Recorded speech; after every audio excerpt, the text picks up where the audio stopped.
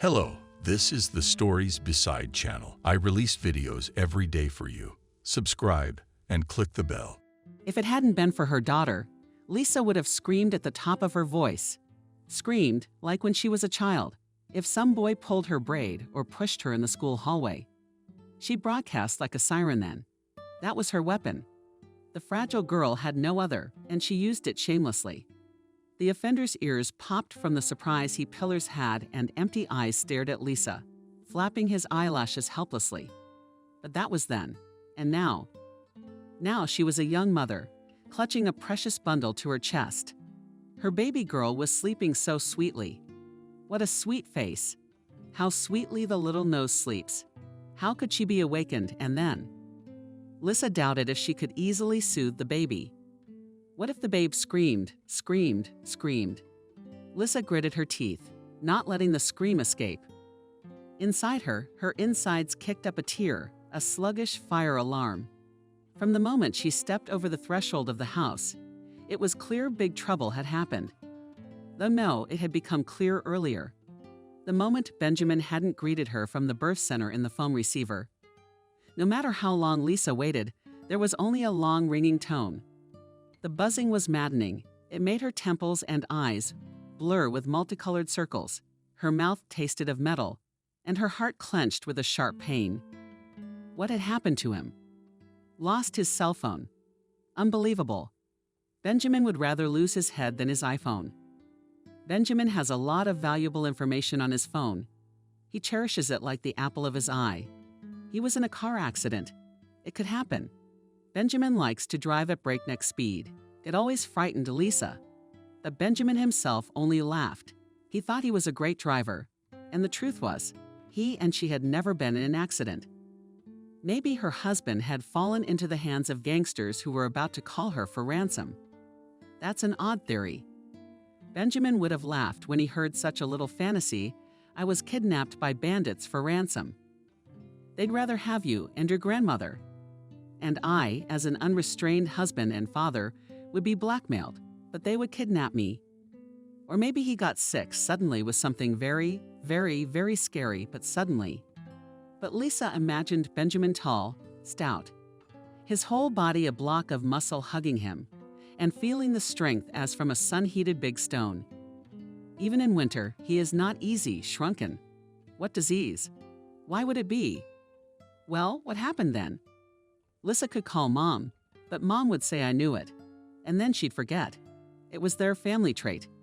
Nature didn't give Little Women strength, but a powerful voice and a surprising lack of musical ear. It's a real shame. Such a gift, and with the benefit of listening to Mom, and Lisa did not want to. So she decided to return home on her own. After all, maybe things would just work out somehow, and everything would be all right. Lisa hailed a cab herself and drove home. The cab driver, a gray-haired Caucasian, was silent the whole way and only glanced occasionally in the rearview mirror. When they reached home, her son suddenly asked her warmly, "Daughter." Lisa replied in a gray voice. In those moments when she wasn't yelling, she spoke softly. And this time she came out looking radiant. "She will be a beauty," the man said, and added, "Joy is yours, and he is a pity. I'll have 3 daughters. I know Joy." "Thank you," said Lisa. For some reason at that moment she felt even worse. Tears came to her eyes. She hurried to get out of the car, and seeing almost nothing in front of her, she walked quickly toward the front door. The fare would be charged to her card. She didn't want to face this simple and sincere man. For some reason she was ashamed of her misfortune, which he felt, and tried to console her as best he could. But it was not consolation she needed, but the truth. What had happened? Why hadn't Benjamin come for her? The elevator took forever to go up. That's what it seemed to her. Although the house was new, not at all like the one she'd grown up in. It happens. In a few minutes in an elevator, your whole life flashes before your eyes. Lisa's life hadn't been that long. She turned 20 last year, not much to remember. Mom raised Lisa on her own. Mom had a lot of stories in store for her daughter. In the vein of your father-daughter was a brave firefighter who died saving people from the rubble, or your daddy went on a polar expedition and disappeared. But everything was spoiled by Lisa's mama's maternal grandmother, characterized by a soldier's horsed roughness, powerful Brezhnev eyebrows, and gold teeth gleaming at full force. Your mom, Lisa, was a fool when she was young. She liked a guy, so she jumped into bed. She got heavy with me. Lisa, who was about 5 or 6 years old at the time. What about you with a stone around your neck? You should have thought. And her grandmother added a couple more words, which Lisa already knew then that they were bad, rude, and should be washed with soap and water. People like Lisa were fabulous. In their class, there was a good half of them. So no one hurt Lisa, and she didn't feel any inferiority. Lisa's best friend, Gloomy Point, her father who lived in another city, where he taught at the institute and remembered his daughter, at best once a year, as she said Daddy came, brought a sweater for children with Donald Duck. Where am I going to get a sweater like that? And a box of expired candy, probably brought by one of the students for a test. You know, Lisa, I wish he'd just forget about me. I don't want to see him. Well, Dad's still family. Lisa hesitated. I don't need your family. I'll live all my life alone until I die. I quit, and I advise you to do the same. This relationship is nothing but trouble. But Lisa disagreed with her friend. No matter how frowned upon and subtle. And Lisa, but also a dream from her earliest childhood, was a wedding. A white dress, a ring on her finger, a huge cake. And groom her man, the man with whom she would tie her fate for the rest of her life. That's how it should be, together and forever. So what if it's rare nowadays? Let other girls change men like gloves. They live with one or the other, and she'll have one for life. Let unreasonable feminists shout about independence, build a career, but for her, Lisa, family is sacred. It is the meaning of life. She'll do everything the way it should be done. She'll have everything beautiful, just like in the picture. And her husband would be strong, smart, and handsome. And her children would be better than any other, good-looking and obedient. Lisa lived this dream, and the rest was somewhere far away, as if separated from Lisa by a thick glass. Sometimes, sitting in a boring class and pretending to listen to the teacher, Lisa would mentally drift into that beautiful future she wanted to achieve. She imagined a deep voice, full of restrained passion, saying to Lisa, "Be my wife." As she freezes and melts with happiness, as the dazzling white plume flows, her wedding gown flowing, champagne in her glasses like a drunkard, the moonlight trembling on the equestrian glass of her first wedding night. Strong hands deciphering the corset, lips caressing lips. But isn't that what she was born into the world for? Certainly not for some discrimination. Oddly enough, Lisa did well in school, but she had her own way of doing things. Or as they used to say nowadays, namely, friends with loyalty. And Tom Sawyer was the kind of person for whom no task is too difficult. Her father, a teacher of higher mathematics and higher education, even though he remembered about once a year during summer vacation. Apparently, the teacher only at this time and can relax a little, breathe a full breath, and think not about students, but about their blood children. But on some genetic level, he passed on to his daughter the ability to do exact sciences. Always gloomy, withdrawn thin, she easily solved 2 variants for herself and for a note by the descendants. On her cheek was a birthmark, quite large and noticeable, with a jagged outline, something resembling a maple leaf. In elementary school, she had been teased for a while about being mixed, but she only pretended not to hear anything, just looked at the offending students with a sidelong glance and walked away. She got away with it. But when Molly began to turn from a low teenager into a girl, a new misfortune caught up with her. Beautiful feminine shapes her figure took on quite early, even in simple jeans and a sweater. Molly looked very attractive from behind, snapping back at the attempts to screw her over Molly had learned. But one day an event happened that seriously threw her off balance. She was walking down the school hallway and was overtaken by a strange guy, probably a new kid, turned around and said such a stunning figure and such a creepy face. It was a tall, handsome, well-dressed guy. For a second, Molly actually liked him. And he said it as if to himself, not to Molly, because he was embarrassed to realize that his words were heard. He turned around and walked out of sight around the corner of the corridor. And Molly was stunned. This was the first time she was truly offended to the point of tears, but also shot. Lisa discovered in the women's restroom. Unlike Lisa, we never cried in public, we were shy. You know what Lisa decided to give her perspective on the situation? You need a boyfriend, of course, but more than that. I think you need friends. You want to hang out together. If anyone says anything, what are you going to do? What are you going to do? We looked at the short Lisa with a questioning look. Will you show me some kung fu fighting moves? Who, apparently, her old, sarcastic self is back. Nada. But I can yell so much that the whole school will run away, and then say he attacked me. Or I'll think of something. Lisa said nonchalantly, I always do that. And it works, she smiled. Her sadness dissipated a little. She really did have a friend. Lisa had taught Molly how to put on makeup so that the stain was almost invisible. Told her many stories, encouraging their stories that abroad such spots may not even prevent a modeling career. In fact, you know, Molly, your problem isn't even 5, it's that you're so serious. You can't go around looking like I'm gonna kill you. Smile. But it's such a nice day, why wouldn't he smile? But Molly just rolled his eyes. She didn't know how to be friendly and sweet like Lisa. What you can't do, you can't do. If Molly gave Lisa a friendly way to cheat on math, physics, chemistry, and other exact subjects, then essays and other humanitarian gibberish was a mess. Tom Sawyer came to the rescue. His real name was Alex, but Lisa and Molly always called him Tom Sawyer, and the nickname stuck. Tom Sawyer really resembled the hero of the book, especially when Tom Sawyer picked up the guitar. And he did it quite often, being a guy who wasn't very good-looking or attractive. One day he heard from one of his experienced comrades such advice as to say that the ability to play the guitar immediately makes a guy attractive in the eyes of girls. Serious and thoroughly, Tom Sawyer bought a guitar, learned a few chords, and his soul went to heaven. He didn't become attractive to girls, but he started writing songs. He never showed these creations to anyone until now, but he was often used during school literary and musical evenings. For example, he played the guitar, and Lisa recited poems.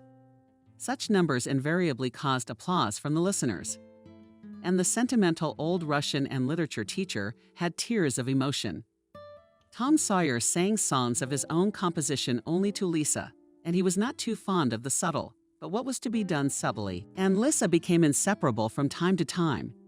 Lisa was always praising him. Tom Sawyer, you're a genius. A genius like that. What's his name? In short, very, very, very, very good. Subtly, silently roaring and saying yes. Your instrument is well tuned. It shines so beautifully, in general. And in private, she'd say, Lisa, Jesus, he's not an idiot, but he's like that. And he writes, I praised him for something. What is it?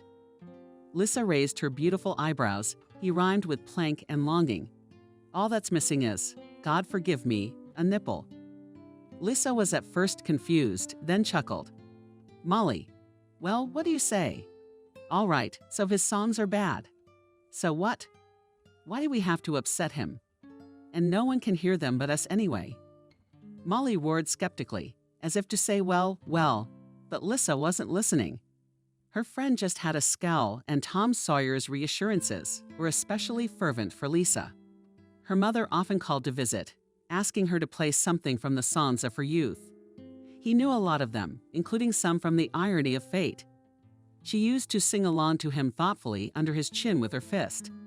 And then she'd say, Jenya, you're a good guy. Here's a pie with apples.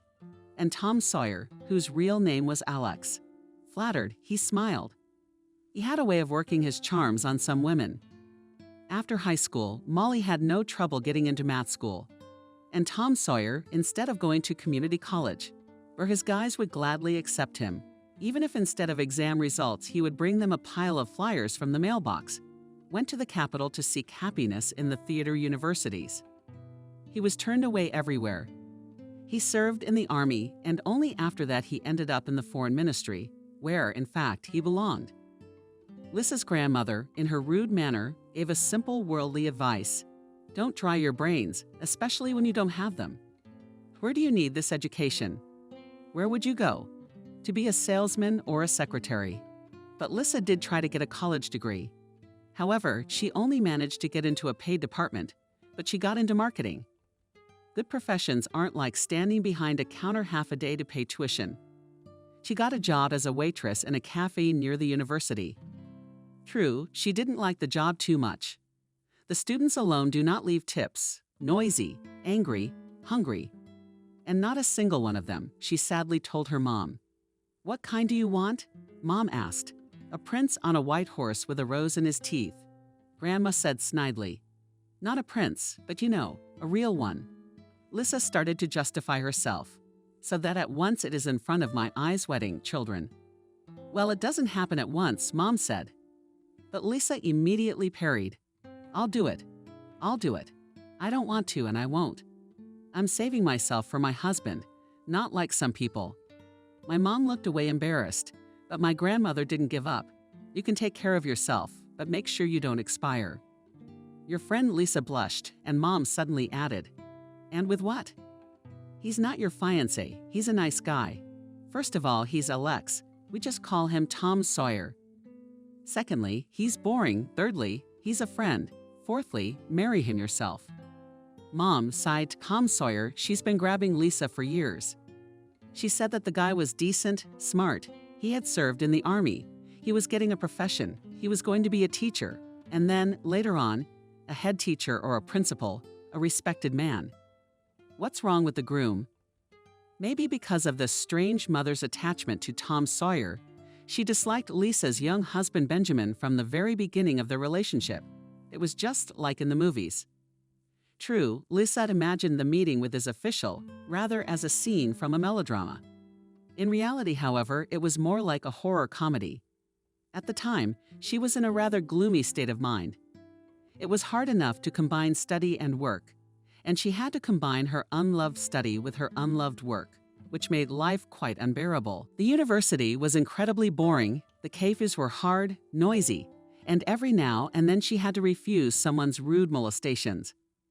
Lisa was terribly tired from studying. Her head was splitting, her back and legs were broken from work. Meanwhile, it was November outside.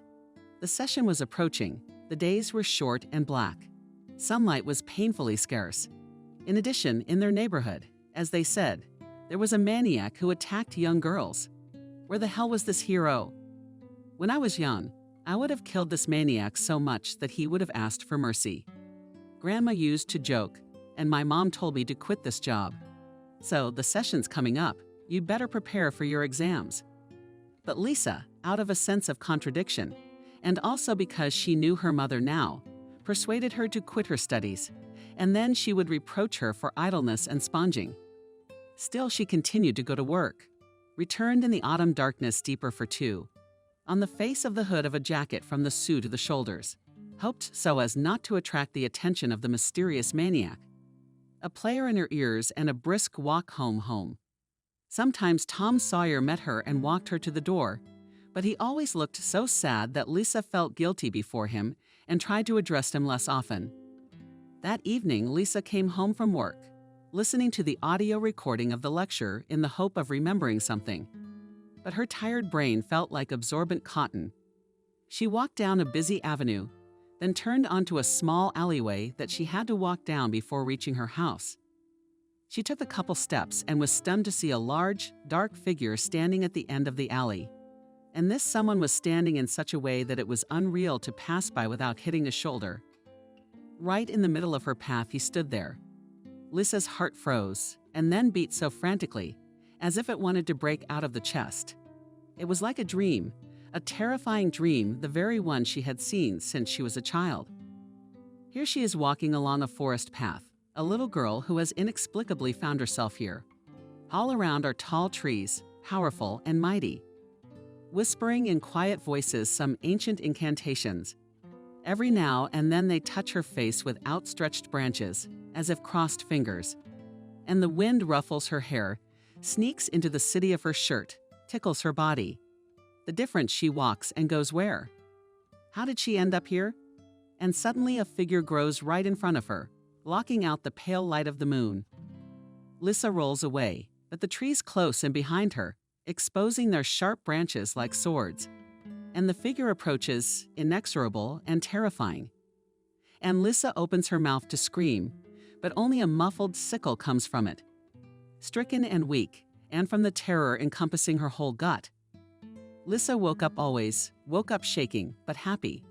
It was a dream, just a dream. It was because of that dream that she always screamed if she felt threatened. Screaming at the top of her lungs so that her abusers were psychologically traumatized. And light bulbs would burst in the houses in the neighborhood. Screaming in kindergarten when they tried to take away her favorite toy. Screamed at school when boys picked on her. Screamed, and now she's screaming. She could do it again. This was reality, not that horrible dream. Lissa screamed and screamed until a hand was placed on her shoulder. That touch, strong, sure, but devoid of danger, suddenly stopped her hysterics. She fell silent, staring helplessly before her. The dark figure ahead had not disappeared, but now it was quite obvious that there, at the end of the alley, was not a maniac. There was definitely not a man there. A man would have fallen off from such a sound wave by now. What happened?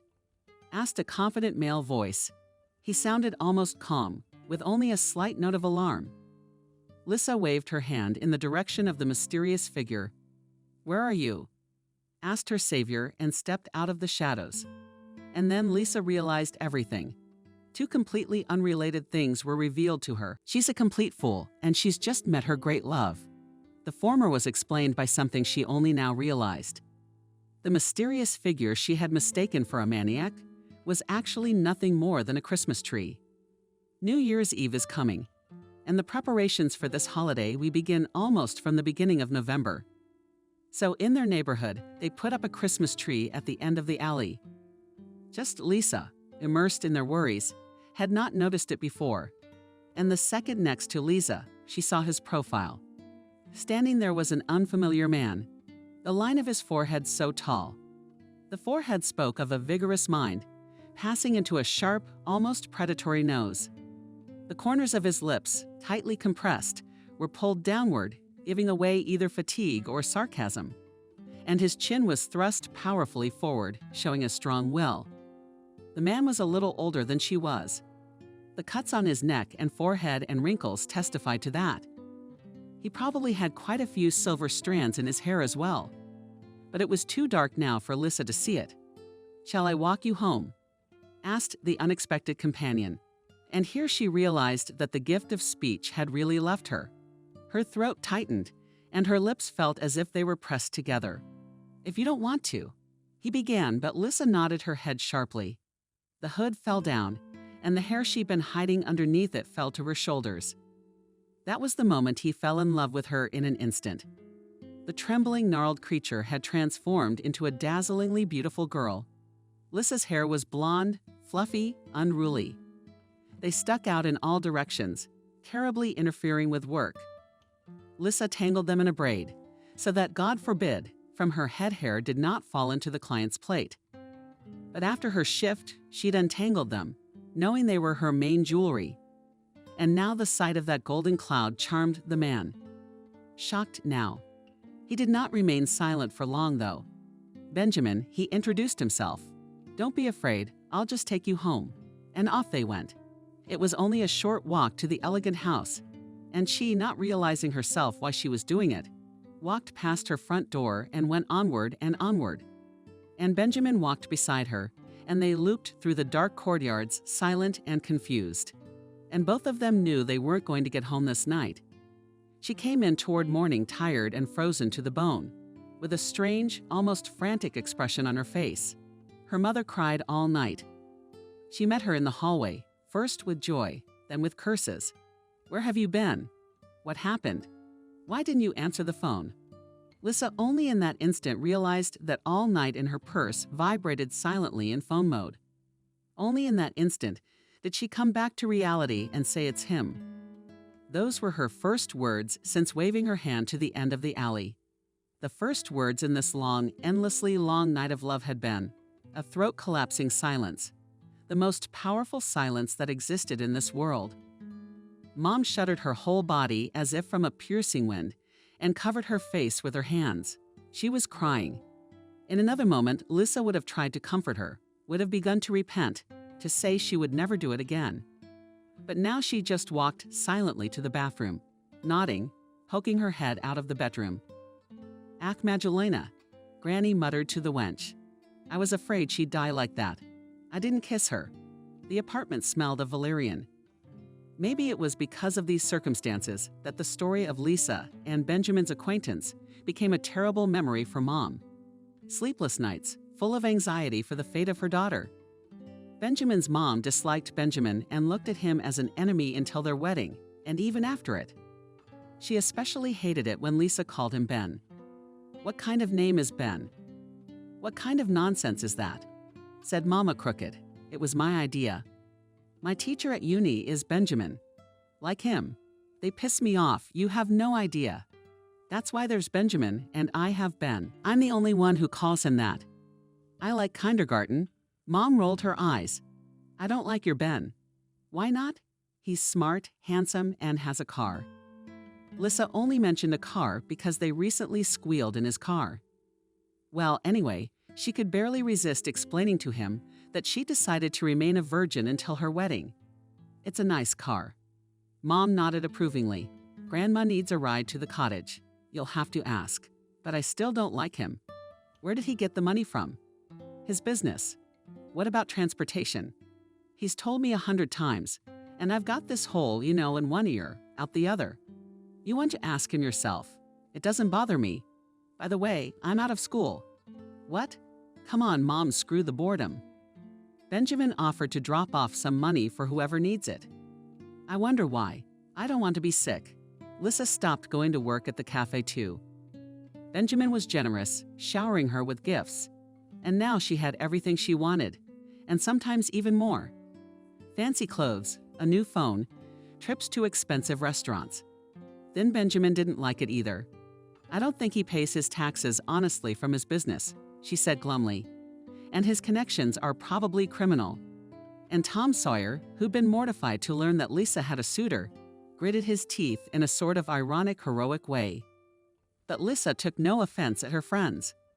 She had to like her husband, not them, and she loved him more and more every day. And that was all that mattered. "You look like a glassed statue from my collection," he used to say. "I never believed such a thing was possible. You're like a crystal fairy come to life. Thin, transparent, pure, and innocent being." Lisa listened to him and melted with happiness. He proposed to her 3 months after they met. But they got married in the spring, in May, when the weather was perfect for a photo shoot. Grandmother, however, twiddled her thumb at her temple, but the bad ones in May were frightened. But Lisa did not take these words seriously. She was completely and utterly happy. She had moved from her parents' apartment in the old neighborhood to a new luxury house. She and Benjamin now lived on the 20th floor. Lisa had chosen the top. She was drawn to the sky and the stars. Every morning she went out on the balcony barefoot.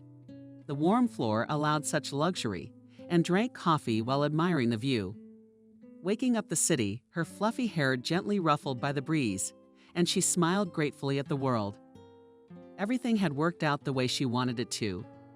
A perfectly unloved job and a hated university were somewhere far in the past. For the first 6 months of such a life, she just rested. Then she started to get bored a little and began to look for entertainment, theaters, exhibitions, going to restaurants. Benjamin did not refuse her anything, always fulfilling the slightest whim. Lisa loved to imagine how they looked from the outside. He's already sitting, but far from being an old man. And she young, graceful, light. They were the envy of everyone. Sometimes in the theater, in a restaurant, at an exhibition, Benjamin's acquaintances approached them, usually people of his years. Serious men in suits with elegant companions. They themselves would start conversations with him, either meaningless ones about nature and the weather, or completely incomprehensible ones about business matters. Lisa at such moments simply slept with her eyes open and smiled broadly, pretending that all was well. Once, however, on the street, some unkempt-looking man came up to them with a wrinkled jacket, long hair, the smell of company breath and mayonnaise, and a stain on his sleeve. "Ben." Jesus, are you? Oh, come on. There was a look of bewilderment on Benjamin's face. You didn't recognize me. It's me, Martin. Martin, you, Benjamin, either surprised or confused, but he said, I didn't expect it. How long has it been? Yeah, man, I was wondering where you were. How are you? Well, there you are. One of our group is doing well in life, I guess. You know Mike's drunk. Jake's almost broke. I didn't know. The talkative little man went on and on like a machine gun, listing people Lisa didn't know. Benjamin nodded sympathetically until finally Martin cut off the flow of eloquence by glancing at his watch. Oh, that's a lot of time. I've got a train to catch. I wish I'd known, but I've got to get home. But you do. Let's exchange coordinates. I'm here a lot. We'll meet, sit down, have a drink, reminisce. Benjamin listened and nodded. Then he gave the man his card. Come back when you're in town. At that moment, Lisa knew everything or almost everything about Benjamin. He was an engineer by training and was building a business in trucking. Loved winter evenings, French chanson, collected glass figurines. I love glass. There's something wintry about it, he said. Fragile and cruel. Her husband was a very lonely man. Asking for her hand in marriage, he immediately informed her that he had no parents to introduce his future spouse to. Dead. This did not strike Lisa as strange or surprising. Her spouse was considerably older than she was. His parents could have died simply of old age, but the truth turned out to be much scarier. I don't like to bring it up, but Benjamin looked away. Obviously so Lisa wouldn't notice the tears in his eyes. He was always reserved, or rather he tried to be restrained, only occasionally showing the full force of the emotions that, like the mighty forces in the club of a volcano, lived inside him. We lived in the village. My father worked in the collective farm. My mother was a school director. A good family strong. There were two of us, me and my brother. His name was Peter. 8 years younger than me. Big difference. But we were good friends, the two of us, against everyone. Against because we got hurt. It was a nasty story for the show. It was about my mom. Anyway, she and my dad had a good life at first. The first time before I was born, and then somehow the love ran out over time. Well, it happens. Well, we lived like everyone else. But my mother had a sudden love affair. A young teacher came to the village on assignment, and my mother was the school principal. We still had a school then. You could study up to the 9th grade. I studied there myself. Then it was closed. There was no one to teach. The village was dying out already then, in the 80s, and then, in general, we talked about my mother and our mathematician. He was 20 years younger than her. How could this happen? And this mathematician was so small, pale, his eyes light, dull. But where is he and where is the father? Our hair was black, and our eyes began to tease us and call our mother bad words behind her back. That's when things started to go bad. Dad started drinking. I don't remember ever having a dark conversation with him. He was silent, and he always smelled heavy, so much so that it made my throat tighten. And the way he treated my mother, he started to raise his hand against her, but she put up with it. She never complained to anyone, never shouted, never even fought back. Although, to tell the truth, I think even now she was strong, statuesque. Or I don't know what an actress is. Anyway, Mom was strong. She wasn't afraid of other people's gossip. But when my father beat her, she didn't fight back. She tolerated it terribly. Lisa looked into Benjamin's face and said a grimace of pain. The mouth was fastened between his eyebrows. Behind lay a deep wrinkle. How does he suffer? Lisa touched his arm with compassion. She wanted to share his pain with him. And at the same time, if he had lived through it, if he had seen his father beating his mother, if it still tormented his soul, then he had a good heart. So he would not raise his hand against me. And he could not raise his hand against the children in the future. The one who survived such a thing is the one who does the violence. Benjamin was silent for a while, as if trying to surface from the ocean of memories. Then he continued the story. Peter and the boys insulted us. We fought often and almost always stood one for the other until bloody. We were strong friends, 2 against all. But it was not always possible for us to resist.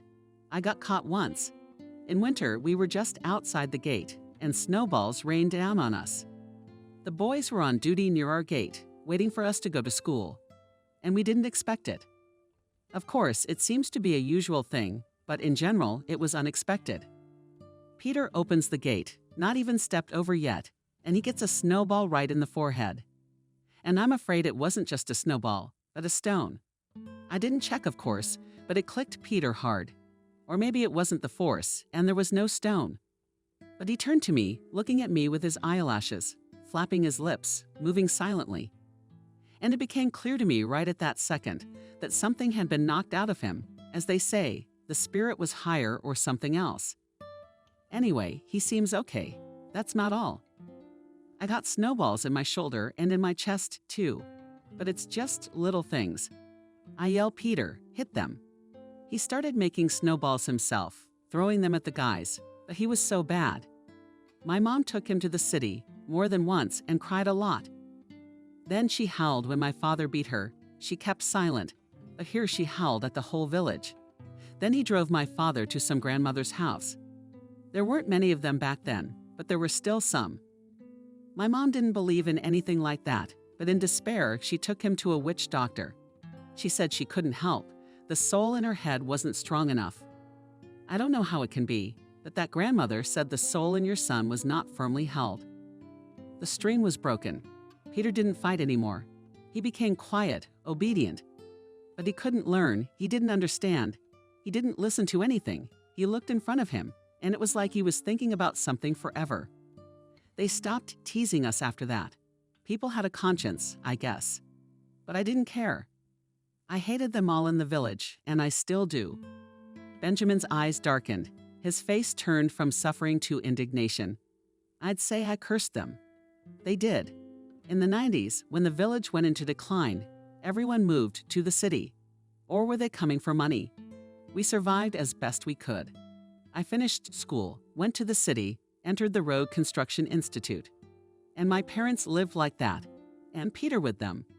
I used to visit them. But I'll be honest, it was hard for me. They didn't live well with each other. My mom and dad didn't talk. My father had stopped being so handsome over the years, but he still looked like a wolf and drank. His health was ruined. He was weak. He should have had a checkup, but he couldn't. He was still smoking, begging for Prima. He coughed terribly, but continued. How did your mother close the school? Yes, she retired. She gave up a lot. She fought with the mountains. Sap Peter received little allowance, but over the years he became quite a fool. He used to understand every word, even though he didn't speak much, but over time it was as if the rest of his mind had evaporated. Sometimes he only made some sounds, not like a grandmother, not like a child's laughter. He scared me, frankly speaking. And I was young. I wanted entertainment, some kind of socializing. They're with old parents and a crazy brother of a dying village. I wish I'd known back then. Anyway, I was in my 4th year when the fire broke out. They either had some kind of a match, or my father didn't put out a cigarette butt, or Peter decided to play with fire in his childhood. But it was a terrible fire. The house and all the outbuildings burned down.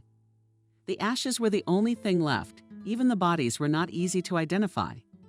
It turned out they were buried in the village. Benjamin looked at Lisa as if he just noticed her. You know, can you judge me? Except I never went there again after the funeral.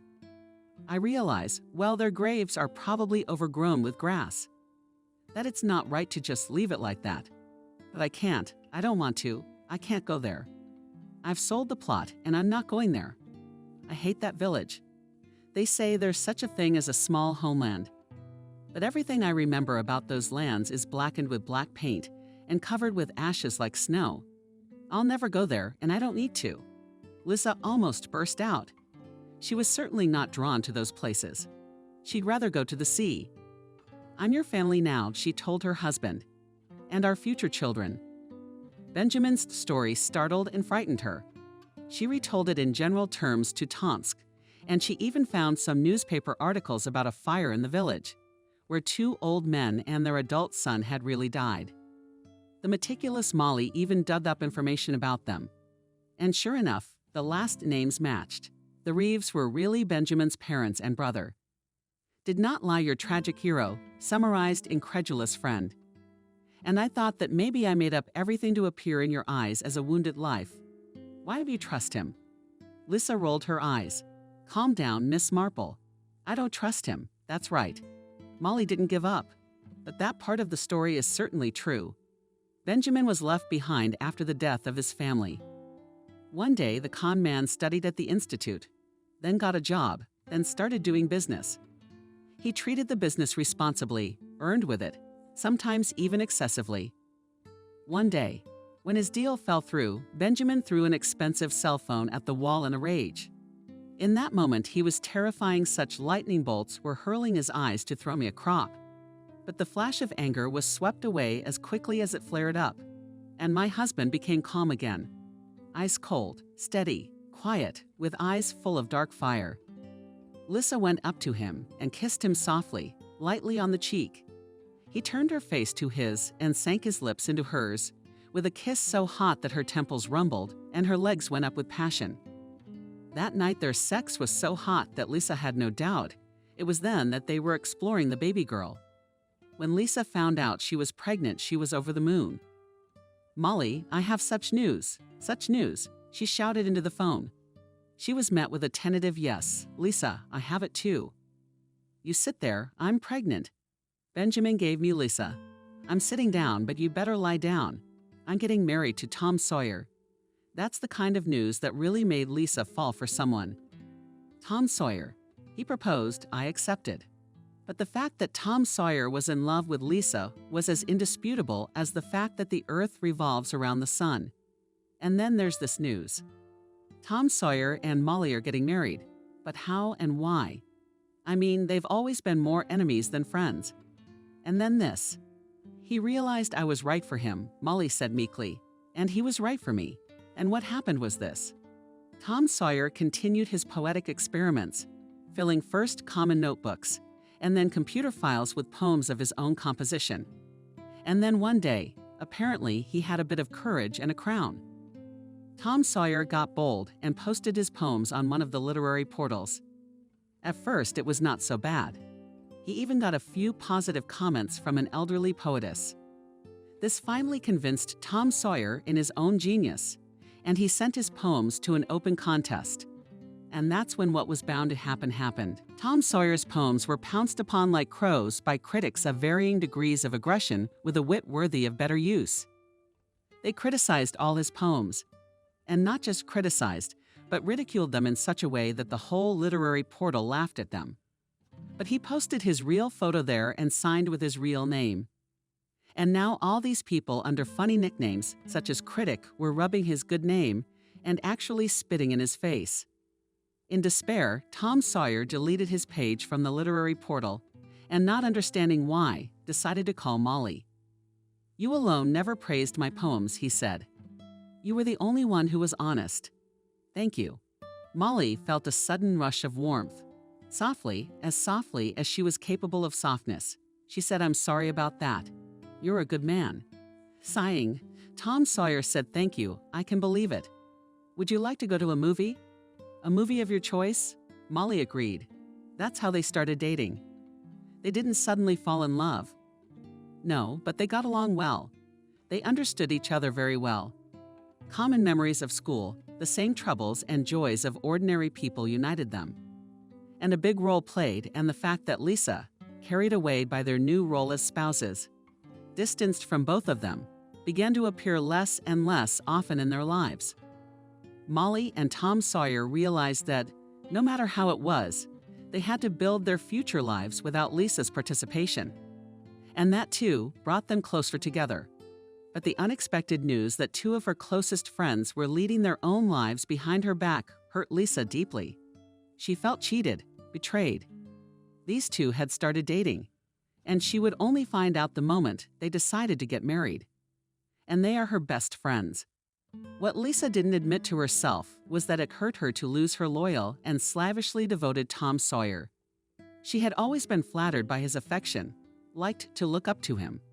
She had enjoyed seeing his selfless love, reading the adoration in his eyes. And now he, her faithful knight, would marry Molly, her Molly. How could this be? To be honest, Lissa always thought Molly would remain an old maid. With a character like that, in Lissa's mind, Molly's role in the play of life was limited to that of a friend, and it was as if the counselor with Molly was supposed to stand by her side all her life and hand her a handkerchief when Lissa cries. But Molly suddenly spiraled out of control and began to claim something more. And so when her friend asked her if she wanted to be a witness, Lissa replied with all the fury she could muster, "I'm not coming to your wedding," and hung up. Molly didn't call back. When Lissa told her family what had happened, her mom shook her head. "Good girl. She subtly stole a good guy away from you. Janichka, that's what you should do." And Grandma said, "Come on, you fool."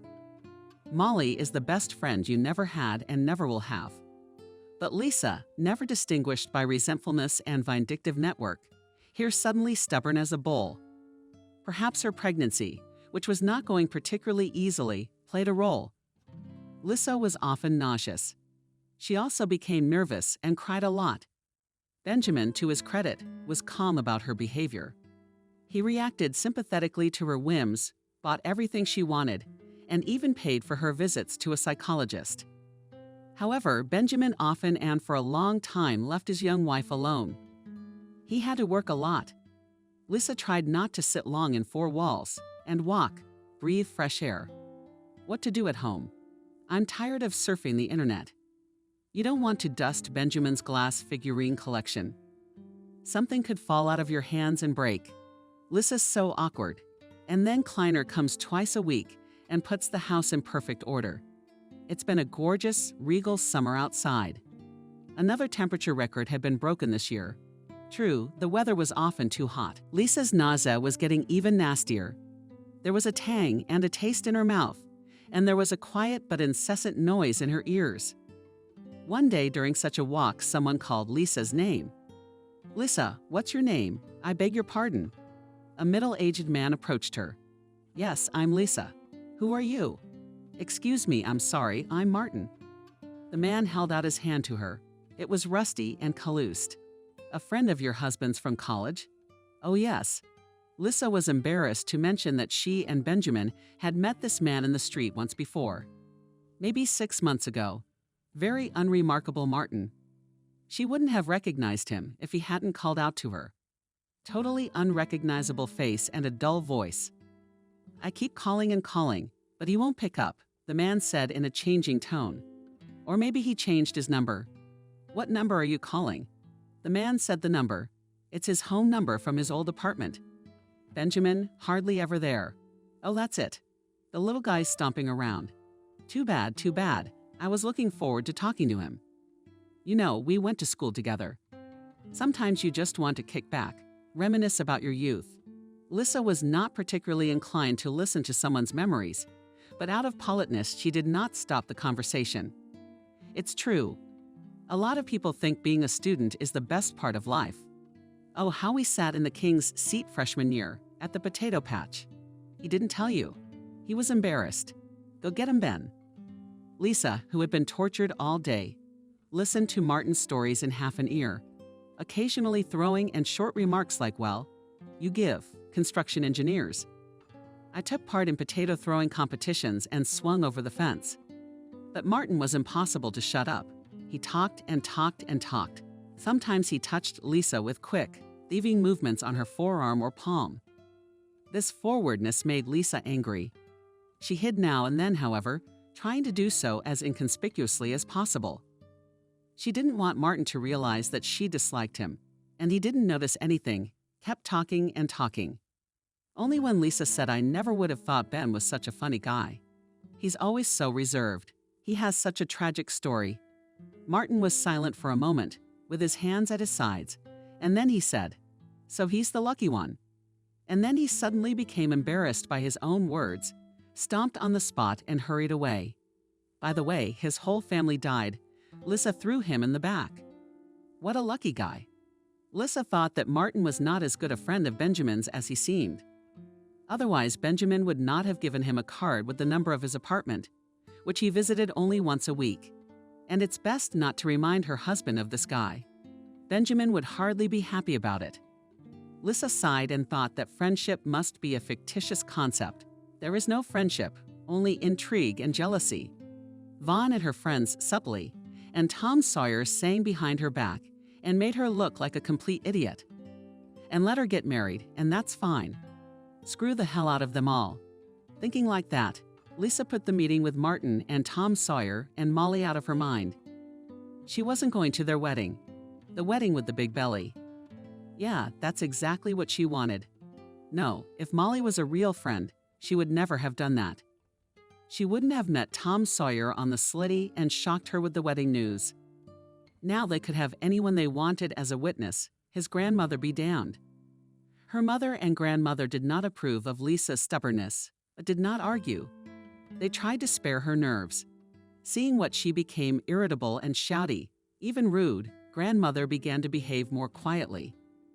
Once only remarked, "Oh, I'd sooner discharge angry and become that without." Lisa tried not to think about the birth, focusing on what awaited her afterward. So many things had been bought for the baby, a whole room had been furnished. A fairy tale destiny awaits her daughter from the moment she is born. The name Victoria had already been chosen for her, because a winning name for a winning girl before Lisa's eyes were made rainbow prospects. Happiness and happiness awaited their family, and nothing but happiness. That's what Lisa thought until her husband stopped returning her calls from the hospital. Benjamin disappeared. He didn't come to pick her up. Not only that, but as soon as she crossed the threshold of the house, Lisa was stunned to find the entire apartment strewn with shards of glass, scraps of paper, and garbage. She didn't know what to do, how to go forward, where to put her foot, so as not to hurt herself on the sharp shards. The entire collection of glass figurines had been ruthlessly destroyed. The shards littered the floor. They were on every surface on the table, on the couch. Who could have done this? Some thugs, competitors, envious people. Who? Cradling her baby girl, Lisa carefully, so as not to step on the shards, approached the table. On it lay a piece of paper. One single sentence: "You shattered my life." Even if there had been something else written on the piece of paper, Lisa would not have been able to read it. Her eyes filled with tears and her legs gave out. No, she couldn't fall. She had a baby in her arms, and she couldn't scream either. Pull herself together, whatever it took. Barely stopping her knotty legs, Lisa wandered towards the exit of the apartment. If only that good-natured cab driver hadn't left yet, if only to go to her mom. She squeezed herself to her mom. And only then she realized that she had to say the address. I'll remember now. And she sat looking into the void, and tears rolled down her face. And if the child had not cried, Lisa would never have come to her senses. The mom to whom handed stunned Lisa with the crying child. The kind cab driver quickly brought her daughter to her senses. She's hungry. Lisa shuddered as if struck by her aunts. Where are the daughters going? Grandma intervened. Don't just stand there. What's the matter? Where's your hubby? Only after feeding and downloading the baby, Lisa found the strength to tell her mother and grandmother what had happened. She stopped answering the phone. Home's a mess and a note saying I ruined his life. I don't get it. Maybe the gangsters made him write the note. Mom suggested it. The husband is out of his mind, said Grandma. He doesn't want to see us. Lisa sobbed. He doesn't want to. You're the one who'll give up the baby if you do, whispered the mother at Lisa. He doesn't want to, and that's fine. Your daddy didn't want you either, and nothing. Grandma intervened. You've grown up, and your daughter will grow up. I don't want to. I don't want to, Lisa assured her. I don't want that, Ben. Lisa cried long and bitterly. The child slept surprisingly peacefully. The troubles and sorrows of adults did not bother him. Sobbing, Lisa said, We should call the police. Let them find him. I want to talk to him. I want him to explain what this means. Why he did this to me. Give my daughter some time, at least until tomorrow morning. He's not a small child to be searched for by dogs. You lie down, calm down, take a breath. Remember that the child is now the main thing in the morning. Wise Naya. Her mother and grandmother looked at Lisa with such love and care that once again she could not hold back her tears. Still, there were those in her life who genuinely loved and cared for her. Strangely enough, the police found Lisa faster than she had turned to them in search of her neglectful spouse. The next morning, she received a phone call. "Good morning, Lisa. It's Police Sergeant Liam here to see you. Tell me, when was the last time you saw your husband?" Lisa's heart sank. But what had happened to Benjamin? Where had Reeves mysteriously disappeared to? And who was Lisa's husband anyway? Was everything he had told her about his life true? Here we will have to make a small digression, telling about the hero of this story, who was still in the shadows and has not yet shown his true character. Martin Okun was one of that breed of losers who, from childhood, live envious of those around them. Those who are smarter, stronger, richer. He was always considered inconspicuous, and people consider the chair he sat in empty. At school, he raised his hand. Another was called out. He started courting a girl. She ignored him. Even his own parents were disappointed in him when he was in kindergarten age. All his life, Martin watched his peers, burning in a silent flame of envy. After graduating from high school, he somehow miraculously managed to enter the Road Construction Institute. He studied averagely, but it did not come to the flight. He was too mediocre even to get out with a bang. Martin studied engineering with no luck, quietly and discreetly observing the lives of others, those who did not notice him. The main object of Martin's envy at the university was Benjamin Reeves. In the first place, handsome was the devil-awful black hair with a fine profile, strong, sturdy, agile. Secondly, Benjamin studied well, and studying was given to him easily, as if without much strain. Thirdly, Benjamin was very popular with the fair sex. He was able to charm a girl so much that she could walk barefoot on hot coal for his sake. And it wasn't just his looks. Reeves was a skillful master of seduction and conversation. Martin suspected that this gift helped him in his studies. Let's say a dance instructor. Benjamin could hardly talk to a stern, scowling man, but he could easily talk to an old woman who was teaching a philosophy course. A couple of unexpected compliments, and no synopsis is needed. Martin watched Benjamin and marveled at his cunning and cunningness. In fact, Martin would have loved to be friends with Benjamin, but Reeves didn't need such boring and dull friends. He was a star and socialized and made friends with the same stars. For example, with the energetic Jakia, who always had a lot of business ideas. But Martin never gave up hope of gaining Benjamin's trust. And once such an opportunity presented itself to him in his first year, when they went potato picking. One evening, when the students were sitting by the fire, Martin managed to sit down with Benjamin and strike up a conversation with him. "Where are you from?" Martin asked. "Urban." "Where are the villages?" "The middle of nowhere." "Such a hole that in winter wolves howl outside the fence." "You must miss your family back home, huh?" "I wish I'd never seen them again." Benjamin waved his hand. "My mother's a battered woman. My father drinks with his brothers. It's a sad place." Martin felt this was his chance to get Benjamin talking, to find out his secret. His intuition told him Benjamin had a secret. A small, dirty secret.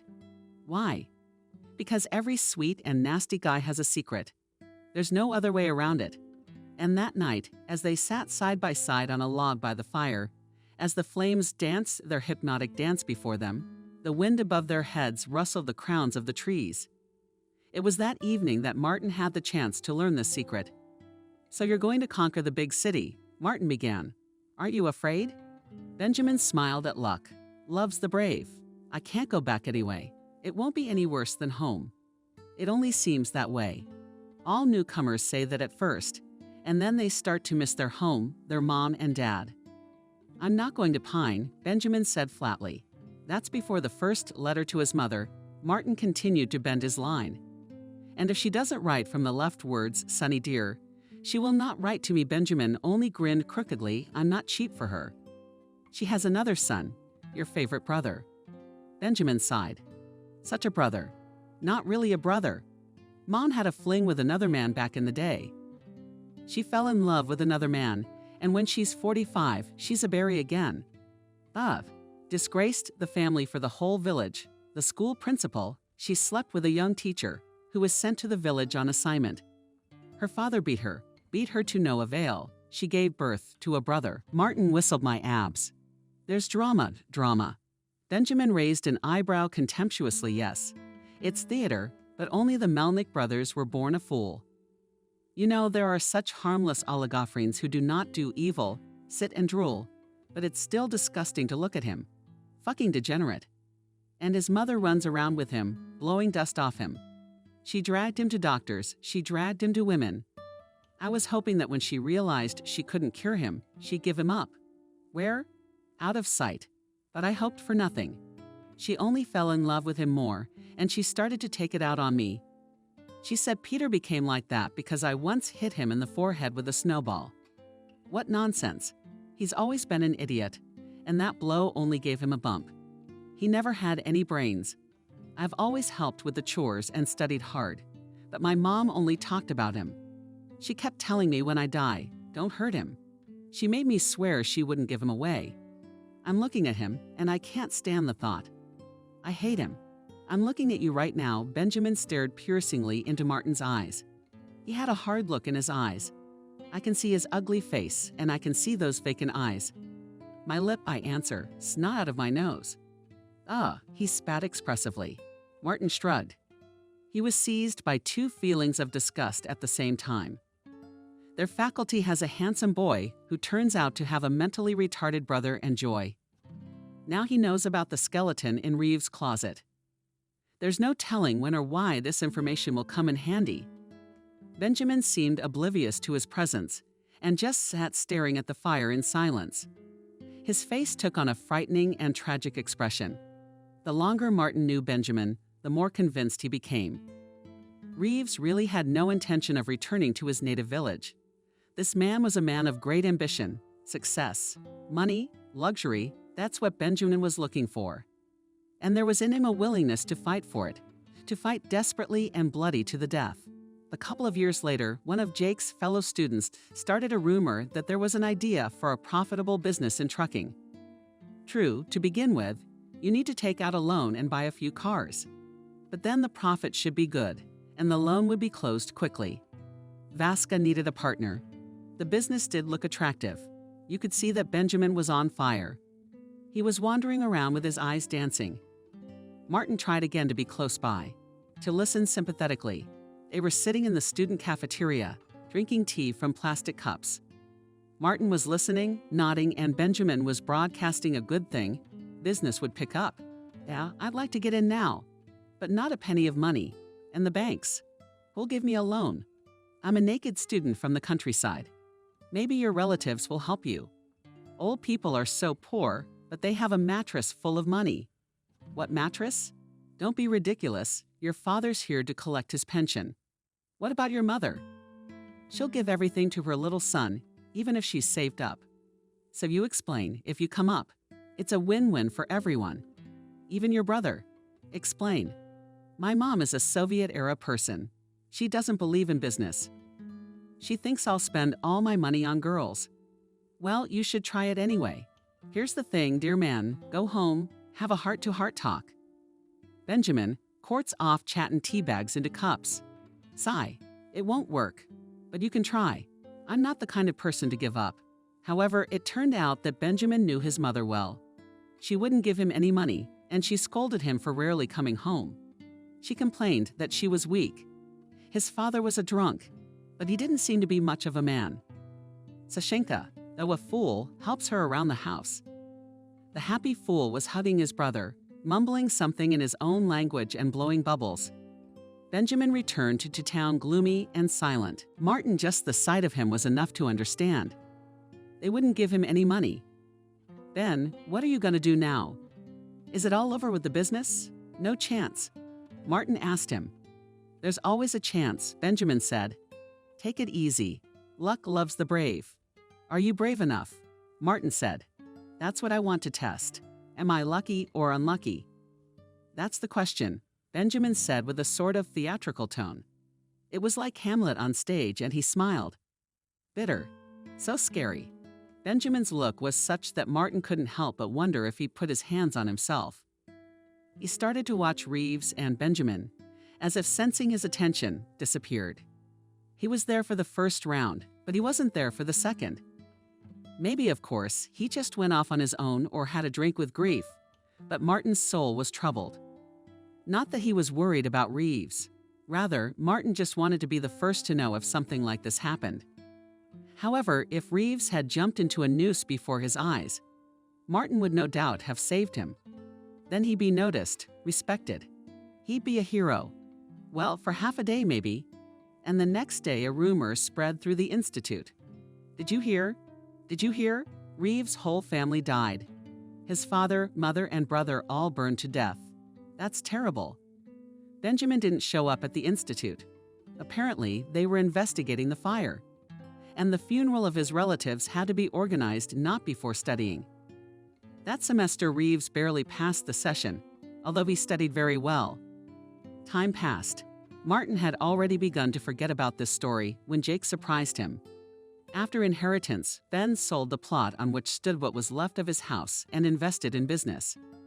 He persuaded me to wait for the inheritance deadline to come, and then he sold the land for next to nothing. But who needs that land? It's in a village in the middle of nowhere, and the house burned down. But it's still money. Anyway, we're business partners now. Let's see what happens. Reeves is on fire. He'll go to pieces. He's ready to get rich, so I have faith in our success. And it hasn't been in vain. It was a success. After graduation, Benjamin and Jake were already earning good money, and Benjamin suggested to his partner to go further. Each in his own way, they said it was time to go solo. Jake thought about it, and agreed. It's time. Everyone will have their own business now. Martin and Vasily trusted him. He found out why it was so. He's a hard-bend man, Jake said grudgingly. Always wants things to be the way he decides. And he has a terrible temper. He yells, swears, can even hit you in the face in anger. Of course, he's smart, responsible, and for money, he'll cut anyone's throat.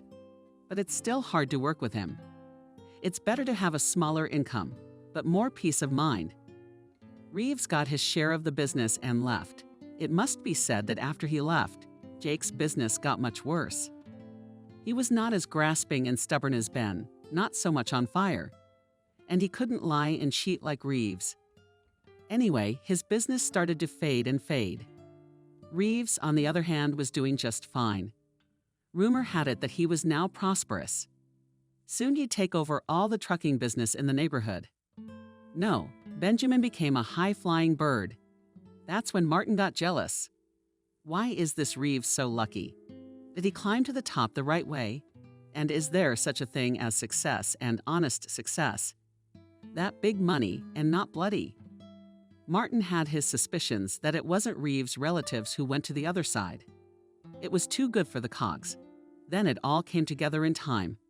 The house burned down just when she needed the money, as if on demand, and their business is clearly a dark one. After graduating from the Institute, Martin's life took a wrong turn. He got a job, didn't make much money. Got married, his wife started to get on his nerves. You're a worthless man, you make pennies. Former classmates were doing much better in life. Who went into business, who? One Martin, who doesn't know who's in charge, only goes on business trips and gets a kick out of his bosses. A grown man, but he's like an errand boy. Martin got tired of it. Both were angry. Then one day, as luck would have it, he met Ben Reeves on a business trip. Ben Reeves looks like 10 years younger than Martin. His wife is young, pretty as a doll. White face, curls all over, blue eyes. Not like as Martin, his wife. 100 pounds, red in the face, and always yelling. Reeves didn't recognize him, of course. Of course, who was he to recognize him? A lowlife, former classmate. But something about Martin had got a hold of him. Somewhere inside it clicked, and in his head there was a plan for what if he met, talked, hinted to Reeves that he, Martin, knew something about the day when the house burned down. Of course, he doesn't have any proof. But if you say there is such evidence, you can't think of anything. Would Reeves risk it? He'd rather pay a tidy sum to keep quiet. The prospect of easy money beckons the eye, makes you rub your palms together nervously. What does he risk? At the very least, Reeves would simply swear at him and leave, slamming the door, or laugh in his face.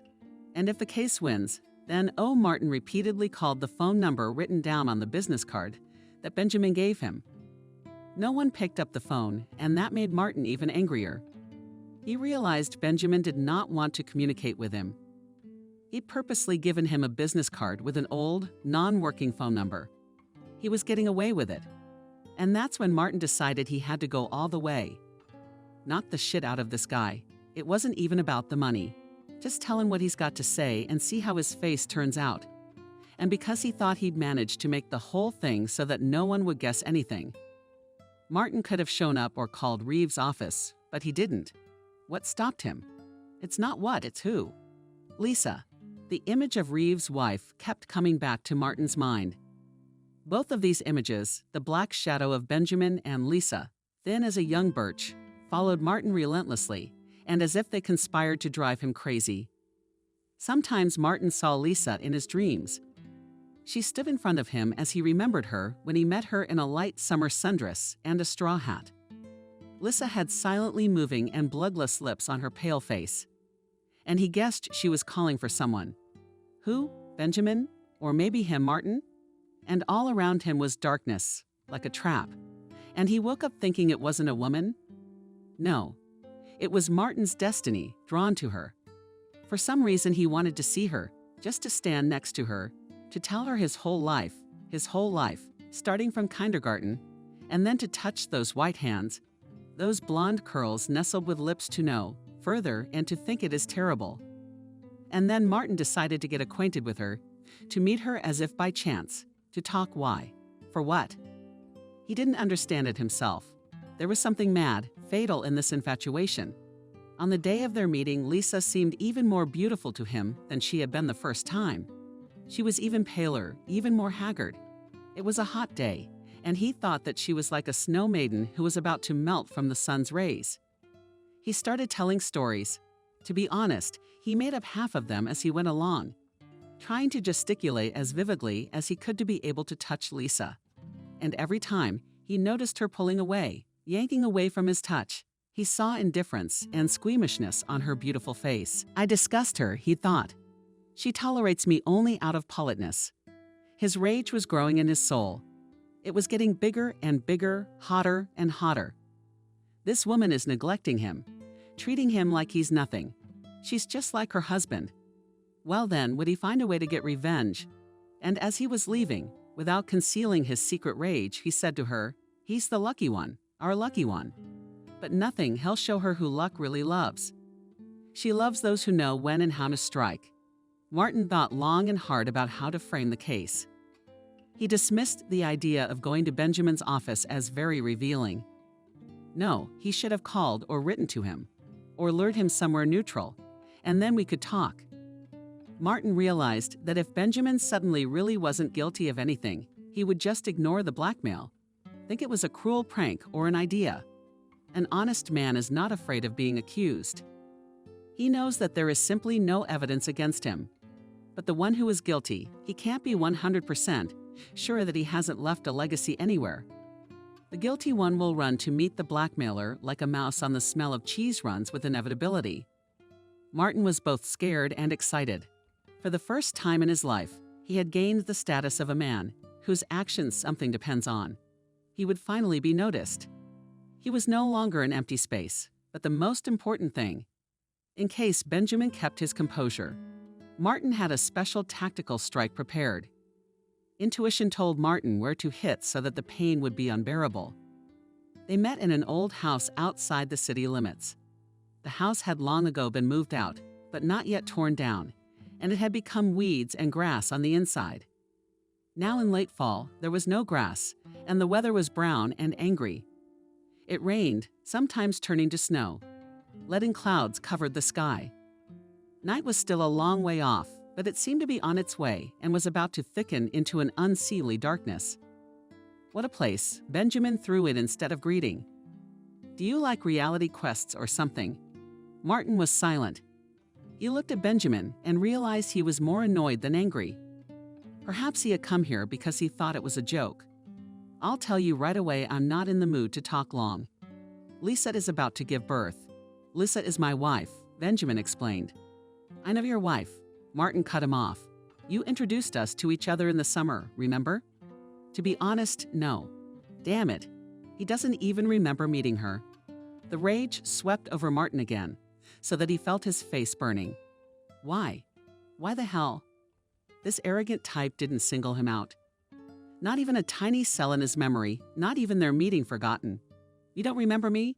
I remember something about you. Martin finally gritted his teeth. He tried to keep at least a semblance of composure.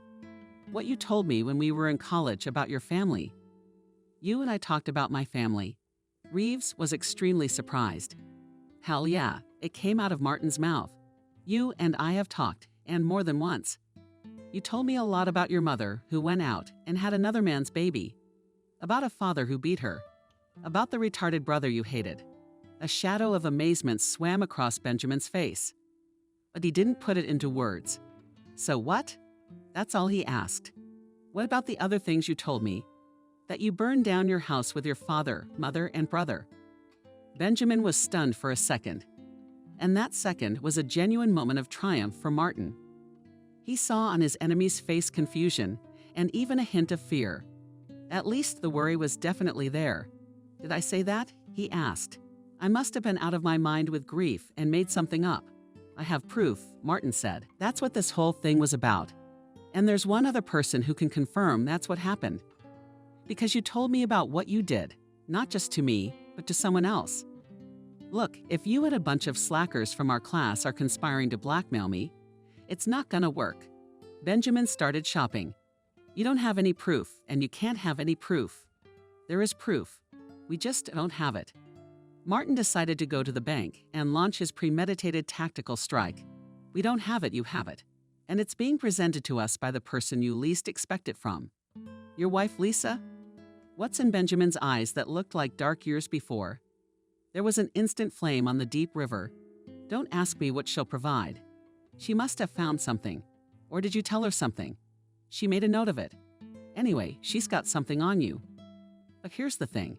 She and I liked each other. Martin was about to go on with his prepared speech. If you pay me what I want, I'll leave you alone and disappear forever. But Benjamin, with a quick, sharp movement, jumped up to him, grabbed him by the chest and shook him. What was the force of it? That she had what? The rage riding in him was such that he didn't realize. Martin, whom he was shaking like a tropical doll, could not speak. She can't have anything. It's all burned up. I checked everything. There's nothing left in the ashes. There's another house there now. Other people live there. That she could imagine that, and the way Benjamin shook him and the words I checked, finally convinced Martin that he was right after all. He was right. Benjamin did contribute to his family's death. He'd obviously done something. But Martin was not to rejoice in his rightness for long. The distraught Benjamin, obviously realizing that it would be difficult to get any concrete information out of Martin, pushed him as hard as he could. Martin would have been able to stay on his feet, but he slipped on the wet grass and fell sharply on his back. He tried to get up, but a sharp blow fell on him. Then another. What has she got? What? Answer me, you bastard. And then Martin realized that he had overlooked the essential nature of his enemy. I don't know, maybe there's nothing, he remarked. 2 trickles of blood were coming out of his nose. It was painful to breathe. Perhaps Benjamin had broken a rib. Benjamin seemed to calm down for a second. His eyes cleared and Martin wanted to sit up, but was knocked to the ground again by a powerful blow. What happened between you two? Only then Martin realized that slandering Lisa was a very bad idea. Benjamin was frantically jealous of his wife. Don't lie to me, not to Martin. He crawled away, but there was nowhere to hide. He still hoped that everything would turn out all right, that he would somehow manage to appease Benjamin's anger, and everything would end relatively peacefully, although Benjamin would have to pay for the treatment of his broken ribs. But then he noticed that Benjamin was holding a splintered board with nails sticking out of it. Martin had always been a personality of gray and insignificance. Nothing in this world depended on his decisions, on his desires. But one day something changed, and for a few minutes he became a master of destiny. But he didn't like it at all. The role wasn't nothing. He couldn't handle it. Save me. It came out of his chest before he fell into the darkness. There, in the darkness, The pale face of a woman with blonde, sensible hair flashed before him. A glimpse and was gone. Night had come. You have shattered my life. These words Benjamin addressed to his wife. He couldn't raise a hand against her, especially since she was due back from the maternity hospital. But his rage demanded an outlet, so he shattered his entire collection of glass figurines, trashed the place, and left in an unknown direction. Now the police were looking for him. Martin, fortunately, survived. He was lucky that the abandoned house had long attracted the attention of local teenagers, who gathered there in the evenings to play guitar and sing songs.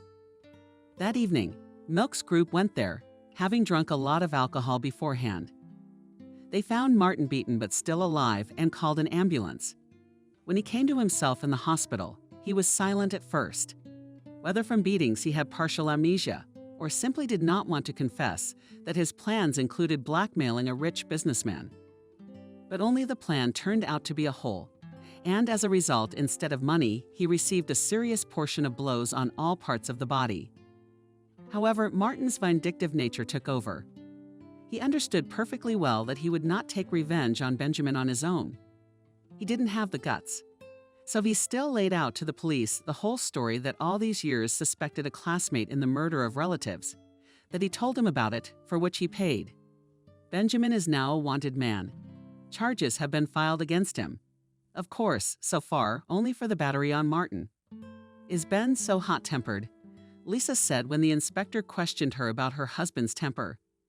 He's never laid a finger on me. But when he's angry, he's really scary. She reminded him that Benjamin could smash a glass on the floor or throw a telephone at the wall in a rage. This time, the phone was the blackmailer. Lisa was overwhelmed with both fear for her husband and anger at him. She could not understand how Benjamin believed that she was in cahoots with Martin. After all, he could have called her, could have talked to her. It was so easy to make sure she was innocent. And at the same time, somewhere in the back of her mind, she knew that this behavior was typical of her husband. He was angry, and in anger he could do terrible things. She chased the horrible thoughts away, but her imagination painted a picture of Benjamin screaming in rage at his old mother, at his miserable father, at his mad brother. Did he really kill them? Oh my God, it can't be, but it could. Lisa was bitterly aware that it could. She did not know exactly what had happened that night, but she realized that there might have been truth in Martin's supposition. Lisa never told anyone about these thoughts. They tormented her day and night. She wondered, did I really marry a murderer? Had I given birth to a child by a murderer? These thoughts made everything inside her turn upside down. Her mother and grandmother tried their best to support her. They took care of the baby, and Lisa was surrounded by care and participation. And when Molly's Tom Sawyer came to visit them, Lisa forgot to think about the problem. Lisa forgot all about resenting them. She threw herself on her friend's neck and wept bitterly. Molly, what to do? Molly and the friend, without anything to Lisa, hugged her tightly, and Tom Sawyer, who was standing next to her, only said, "Lisa, my dear, everything will be all right. We are there for you." I can't even think of my daughter's name. I'm so worried. Lisa finally squeezed it out of herself. What is there to think up? Grandma intervened in the conversation. Call Molly a beautiful name. Queen Molly. Oh, really? Subtle, clearly embarrassed. They came up with the idea of naming it after me. I used to want to call it Victoria. Lisa Victoria was flying by. Now I don't feel like it. You know, Lisa, the most important thing is that you are back with us. Tom Sawyer intervened. We really missed you. How? How was your wedding? Lisa asked guiltily. Who was the maid of honor? We just signed at the registry office, that's all. We called some friends from work as witnesses. It didn't make sense to put on a show. I'm a modest person, and Molly is introverted, Tom Sawyer explained. My husband, after some events in his life, has no desire to be a star. Molly joked, and everyone smiled. Even Lisa tried to stretch the corners of her lips apart. The support of her friends meant a lot to her. For a split second, it was like she was in the past. In a world where she didn't know Benjamin yet, wasn't his wife. How naive she had been then. She had thought she would know at a glance who her only love was. She criticized her mother who raised her alone. She thought it was so simple and easy to start a family. But it turned out to be more complicated than that. And now she's alone with a baby in her arms. Sometimes she imagined Benjamin would come back. She never even thought of calling his name again. Died with their love that he would be on his knees begging her forgiveness. Says that rage blinded him, that he believed Martin's foolish covenant in vain. No, it won't work. Lissa can never forgive him. Before her, the other terrible side of his nature of wild rage and unbridled cruelty was revealed. No, it's all over between them. Now the whole meaning of Lisa's life was to be centered in her baby girl. She must grow up healthy and happy, no matter what. Meanwhile, the police were looking for Benjamin, but there was no word from him. Probably, Lissa pondered, having calmed down and realized what he had done. He was able to think things through rationally and come up with a good plan to get away from the police. Where he's hiding now, God only knows. But what if one day he wanted to see his daughter? Such a thought often troubled Lissa. But all was calm. At night, a sinister figure did not knock on her window, climbing up the fire escape, and a man in a black hood over his head was not on duty near the entrance. Life flowed peacefully and quietly, reminiscent of Groundhog Day. Events followed the same sequence, and Lissa began to slowly come to her senses and get used to her role as a mother. She made new friends, many of whom were divorced from their husbands. Lissa did not feel alone. On the contrary, she felt much more human warmth than she had before when she lived with Benjamin. When she had hardly any friends, but now she felt that she was surrounded by many kind and sincere people. She herself had become kinder and gentler. Even her grandmother noticed she'd given birth, so she became like a human being, and before she was just being a human being. One day, while shopping with the baby, Lissa, who had bought a stroller, noticed a man in the distance who reminded her of Benjamin. He cast a fleeting glance at her and disappeared into the crowd. She decided not to tell anyone about the encounter for fear of being thought crazy. A few days later, she received an email. The address was unfamiliar, and she almost deleted the letter, thinking it was spam. But on some kind of reflex, Lissa opened the email. It was short, but Lissa had no doubt who the author was. "Goodbye, I don't want you to forgive me. I know you can't forgive me, forget about me. I love you, but I'm not coming back. Don't be afraid, I'd never do anything to you. Goodbye again. Glass is cruel and fragile. There's no pity for it. The answer to your question, yes, I did it for the last time. Goodbye, your V, what kind of a theater actor is he after all?" Molly said contemptuously after reading this letter, "I really hope he has the courage to go out the window. She didn't tire him out. Grandma's a murderer. Whatever happened to him? Is it a shame that is now an unmarried widow?" Lissa's mom said angrily, "I'd still trust our police," Tom Sawyer remarked. "They'll catch him sooner or later." At this, all three of the assembled women rolled their eyes. They didn't have much faith that the police would be able to catch the culprit, especially since Benjamin was no stranger to the world. Yes, he couldn't control his anger, but in a situation where he wasn't in the grip of blind rage, he could reason very soberly and rationally. But it was his hatred for Martin that failed him. He had been in treatment for quite a long time, and then he was recovering from his illness. This story changed him a lot.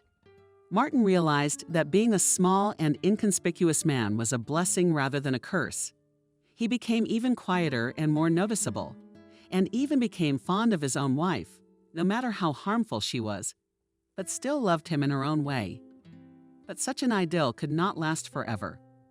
Martin began to receive threats and intimidation from different phone numbers. Death to the dog. They burned. And you burn in hell, you bastard. I remember you now, bitch. All in all, Martin had a lot to worry about. For a long time, he lived in fear. Then the police found out that these messages were sent out with the help of a special computer program. The program was used to find the it guy Benjamin had paid. Not much at all, by the way, for what he himself called a prank for a friend. The it guy swore that he knew nothing about what Benjamin and Martin had in common, and that he should have sent rude and threatening messages, but that's not the only sense of humor. Afraid of being charged with disorderly conduct, The it guy gave the police the phone number Benjamin used to contact him. What happened next was not so difficult. Lisa often thought that if the police came to arrest him, Benjamin wouldn't let them take him alive. He's so determined, fearless, and proud. He should have either taken a bullet in the forehead or gone out the window. But no, Benjamin, hiding in some abandoned cottages, surrendered quietly, without excesses. In the few months that he had been hiding from justice, he had changed a lot, gained weight so that even his face began to look less proudly chiseled. His profile had floated. He'd grown shoulder-length hair that looked unkempt and gray. The trial lasted and became strangely quiet. Lisa remembered what he had said about his crazy younger brother. The soul in him did not hold fast. Now the same could be said of Benjamin. No, he hadn't lost his mind and kept a clear perception of reality. But something in him seemed to be holding on just barely. It was as if his will and determination had been taken out of him. That steel rod on which his character had been held, the ferocity with which he used to fight with his enemies, had evaporated. He had completely ceased to be himself. The fact that Lisa had filed for divorce didn't seem to affect him in any way. He wasn't interested in his daughter. He just asked not Victoria. Ben? Molly? Lisa answered. Benjamin never confessed to killing his family. And there was no real evidence against him. The letter Lisa sent him didn't fit the bill. There's no telling what the answer to your question might be. Yeah, I did, but he was still facing time for assaulting Martin. I was going to get a lot worse, so that Benjamin would have to go to a place not so remote, so that you bastard, for all my broken ribs and sleepless nights you would have to go to jail. Martin thought, but Benjamin wouldn't have gone away for long anyway. Well, for a year or so. But fate had it differently. Benjamin Reeves died in his sleep before the trial. Turns out he had some kind of hereditary heart condition. Lisa was widowed before their marriage could be annulled. 2 images of Ben and Benjamin remained in her memory. One with a proud, thin face and a sharp gaze full of deep love for her, and the other a man with long hair and empty, colorless eyes, as if she had been married twice to 2 different people. Your daddy, Molly, said Lisa to her daughter, who did not understand anything yet, but listened to her with interest. He was a strange man, cruel, scary. But he had will and determination. I hope that's what you've inherited. Let everything else go into the ground, dissolve in the water, be carried away by the wind. Let God judge him for the rest. Let him meet those whom he has ruined in heaven and answer to them. And you grow up kind, grow up good, don't offend anyone, don't stay in the sandbox as a counselor. Sometimes you get to know men. She's still good looking. Sometimes they ask her out on dates. She leaves her daughter in her mother's care, dresses up, puts on makeup, hurries, is courted, complimented. She is just as slender, light. Her lovely and blonde hair is still curly. She laughs and shouts loudly. If something scares her, she's alive. Yes, she made a mistake, but that is a characteristic of all living people. Lisa was able to realize she was wrong, was able to stand up after she stumbled. Failures. Marriage is not a judgment.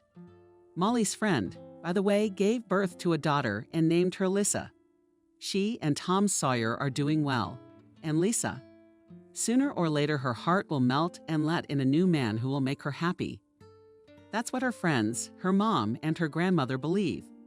She believes it herself too. But now Lisa is in no hurry to get married. She's wiser, I guess.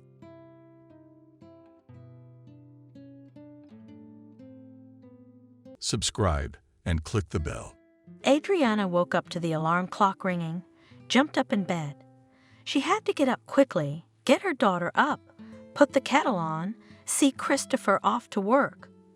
Husband also woke up, half lying in bed, leaning on his elbows and sleepily flapping his eyes.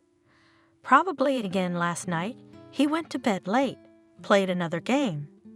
Hurry up, I'll put the kettle on and wake Lisa up. Please clear the bathroom by then. Adriana, you again? Christopher looked at her with anxiety and irritation. What?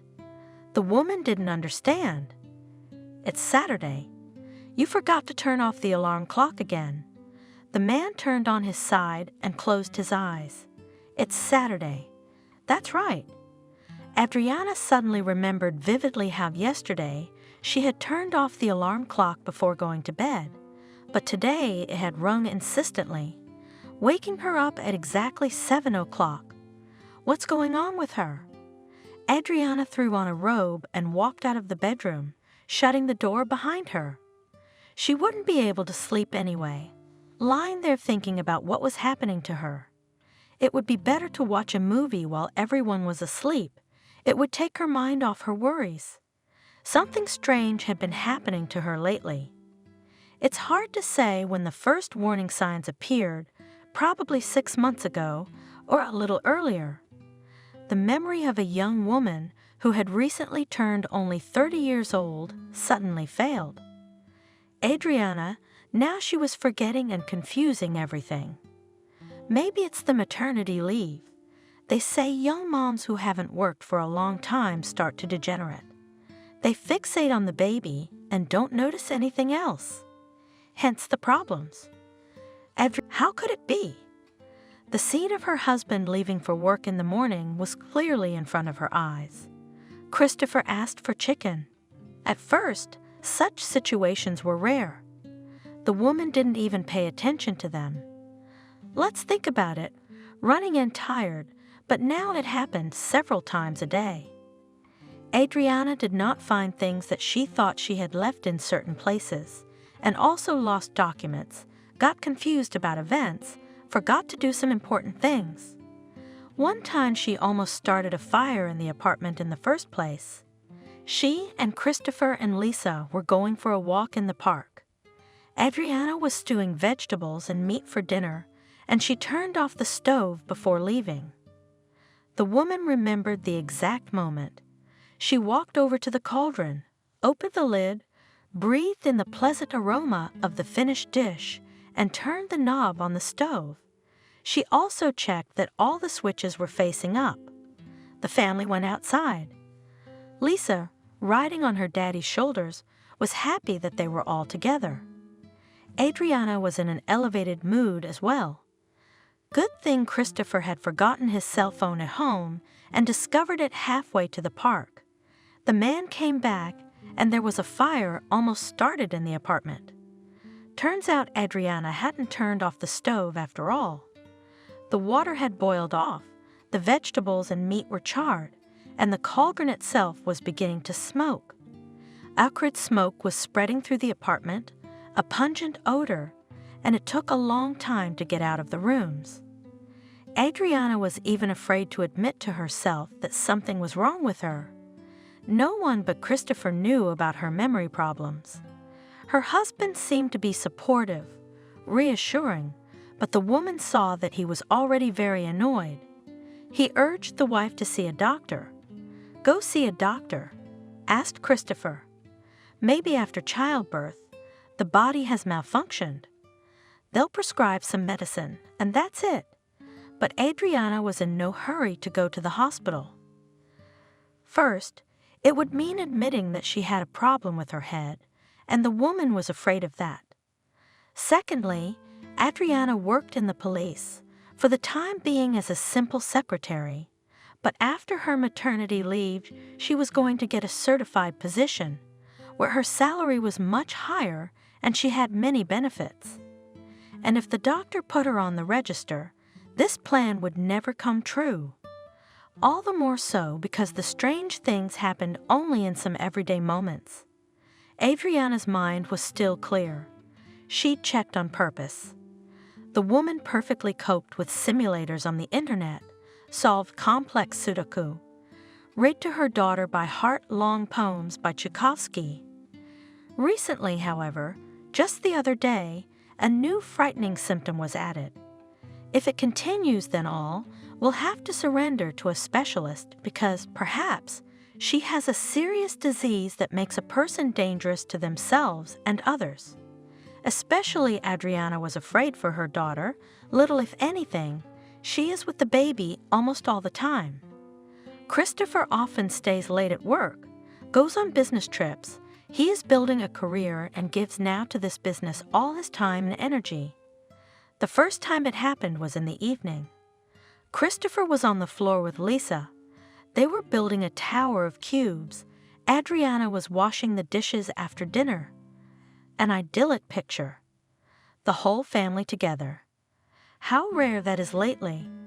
Her husband usually comes home from work when Lisa is asleep, but this time it was early.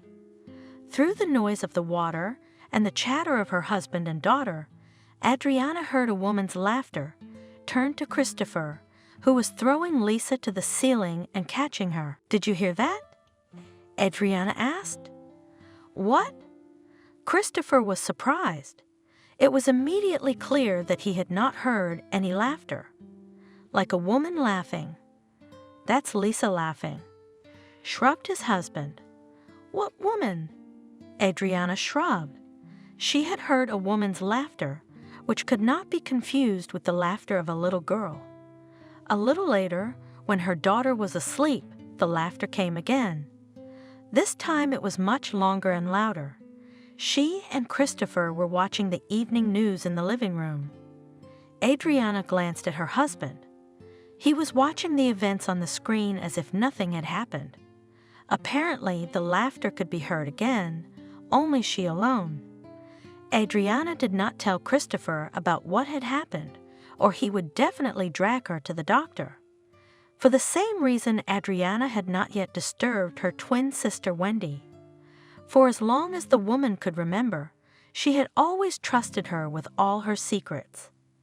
Wendy was the closest person to her who would always understand, always support, always help. But Adriana did not tell her twin about the strange symptoms. Why bother her? She was expecting a child now, and she didn't need any unnecessary excitement. Wendy, like Christopher, would insist on seeing a doctor. A doctor. Perhaps it was high time to run to him, but Adriana kept postponing this moment. She hoped that her health would return to normal. It's a good thing she has Christopher. His parents are so wonderful, they've taken her in like their own daughter. If anything were to happen to her, Lisa would not be left without support. She has a wonderful father, loving grandparents, Aunt Wendy. Lots of family people who, if anything, will raise the wee one. Though she didn't want to think about that scenario, of course. Adriana poured herself a cup of coffee, made some toast, and sat down in front of the TV in the living room. A very romantic scene was unfolding on the screen, the acquaintance of the main characters of the movie. Adriana remembered her own acquaintance with her future husband. The police where the woman worked was located in a large building. There were many other offices, both private and public. A spacious porch with a railing and a staircase overlooked the backyard. It was here that the employees of the institutions and firms in the building set up a sort of smoking area.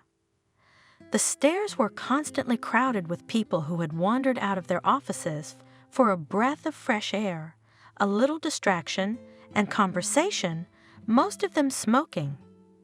Adriana had no such bad habit. She went out for company with her colleagues, just to unwind, to stretch. At the time she met Christopher, Adriana was still new to the police force. Before that, she worked as a lawyer in a private furniture company, but she had to leave. It was a workplace romance. On the young, pretty Adriana laid eyes on the CEO himself, an adult, wealthy, successful, self-confident. He wooed so beautifully, elegantly, unobtrusively, and at the same time persistently. Of course, the girl could not resist, although she knew that the chief was married. The relationship lasted for 2 years. Adriana was burdened by the role of mistress. She tried not to think about the wife of her man, because then she began to torment her conscience. Everything ended very ugly. Colleagues began to notice the relationship between the boss and the young lawyer. Rumors spread and Adriana was fired. Just like that, a man who sang beautifully about love cut the girl out of his life. It took Adriana a long time to recover from what had happened. She felt as if she had been used and then thrown out for lack of use. In fact, that's what it was really like. Humiliation, pain, a sense of worthlessness. It was Wendy who pulled her out of that state, which lasted about a year. She constantly braced her sister, turned on her life-affirming videos, dragged her shopping, convinced her that Adriana was beautiful and smart. She even brought in a psychologist under the guise of her friend. Otherwise, Adriana wouldn't have agreed to the meeting. For a whole year, Adriana didn't work, didn't study, didn't do anything. She had a strong feeling that she was slowly sinking to the bottom. And Wendy made her sister push herself off that bottom with both feet, gave her the impetus to move on with her life. Convinced that Adriana had a bright future ahead of her, and all that had happened was just a painful experience that made her stronger and wiser.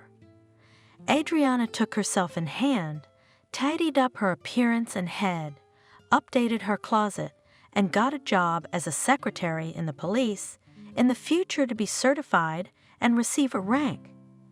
Here she met her future husband. Handsome colleagues, of course, showed attention employees, but the girl, learned by bitter experience, now avoided office romances and did not even consider these options. Christopher worked in a construction company located in the same building.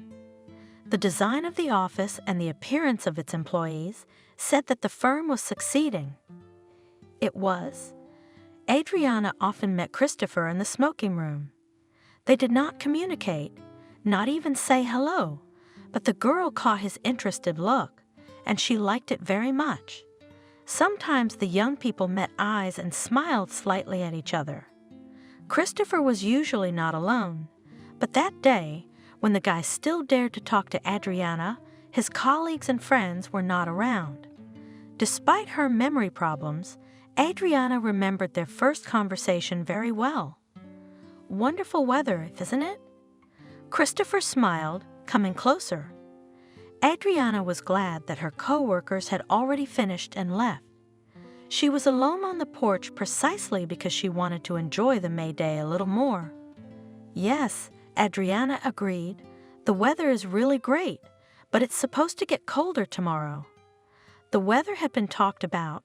The social decorum had been observed. Christopher summarized. Now for the really important stuff. Can I speak to you? Yes, of course. Adriana looked at her interlocutor with interest. I like you very much. I've been watching you for a long time, and I'm attracted to you like a magnet. Adriana didn't know what to say. The cute guy's revelation surprised her, but also pleased her. She felt a pleasant warmth in her chest. I suggest that we exchange phone numbers and meet outside these walls. That same evening, Christopher took Adriana on a date to a restaurant, and then they walked around the city at night, talking, laughing, even singing songs. Christopher was interesting, fun, and relaxed. Adriana felt that she was making the guy happy just by her mere presence. A wonderful feeling. The relationship developed rapidly. After a few months, Christopher proposed to move in together. He had a spacious apartment, stylish, cozy, modern. Adriana grew up in a poor family and was not used to such an interior. Christopher, on the other hand, didn't know any different. His father was a well-known businessman in the city. He gave his son one of his promising companies. At the age of 27, Christopher was already the head of a successful construction company.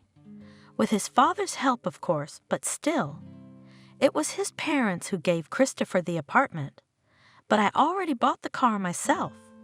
With pride, said Christopher, playing with the key fob from his favorite SUV. Always dreamed of such a car. Not a car, but a beast. A year into their relationship, Christopher proposed to Adriana. Everything had been going on for a long time, so the girl was not even surprised. The only thing she was very worried about was the upcoming acquaintance with Christopher's parents. They are very wealthy people. How will the future parents-in-law treat a daughter-in-law from a poor family? All worries were in vain.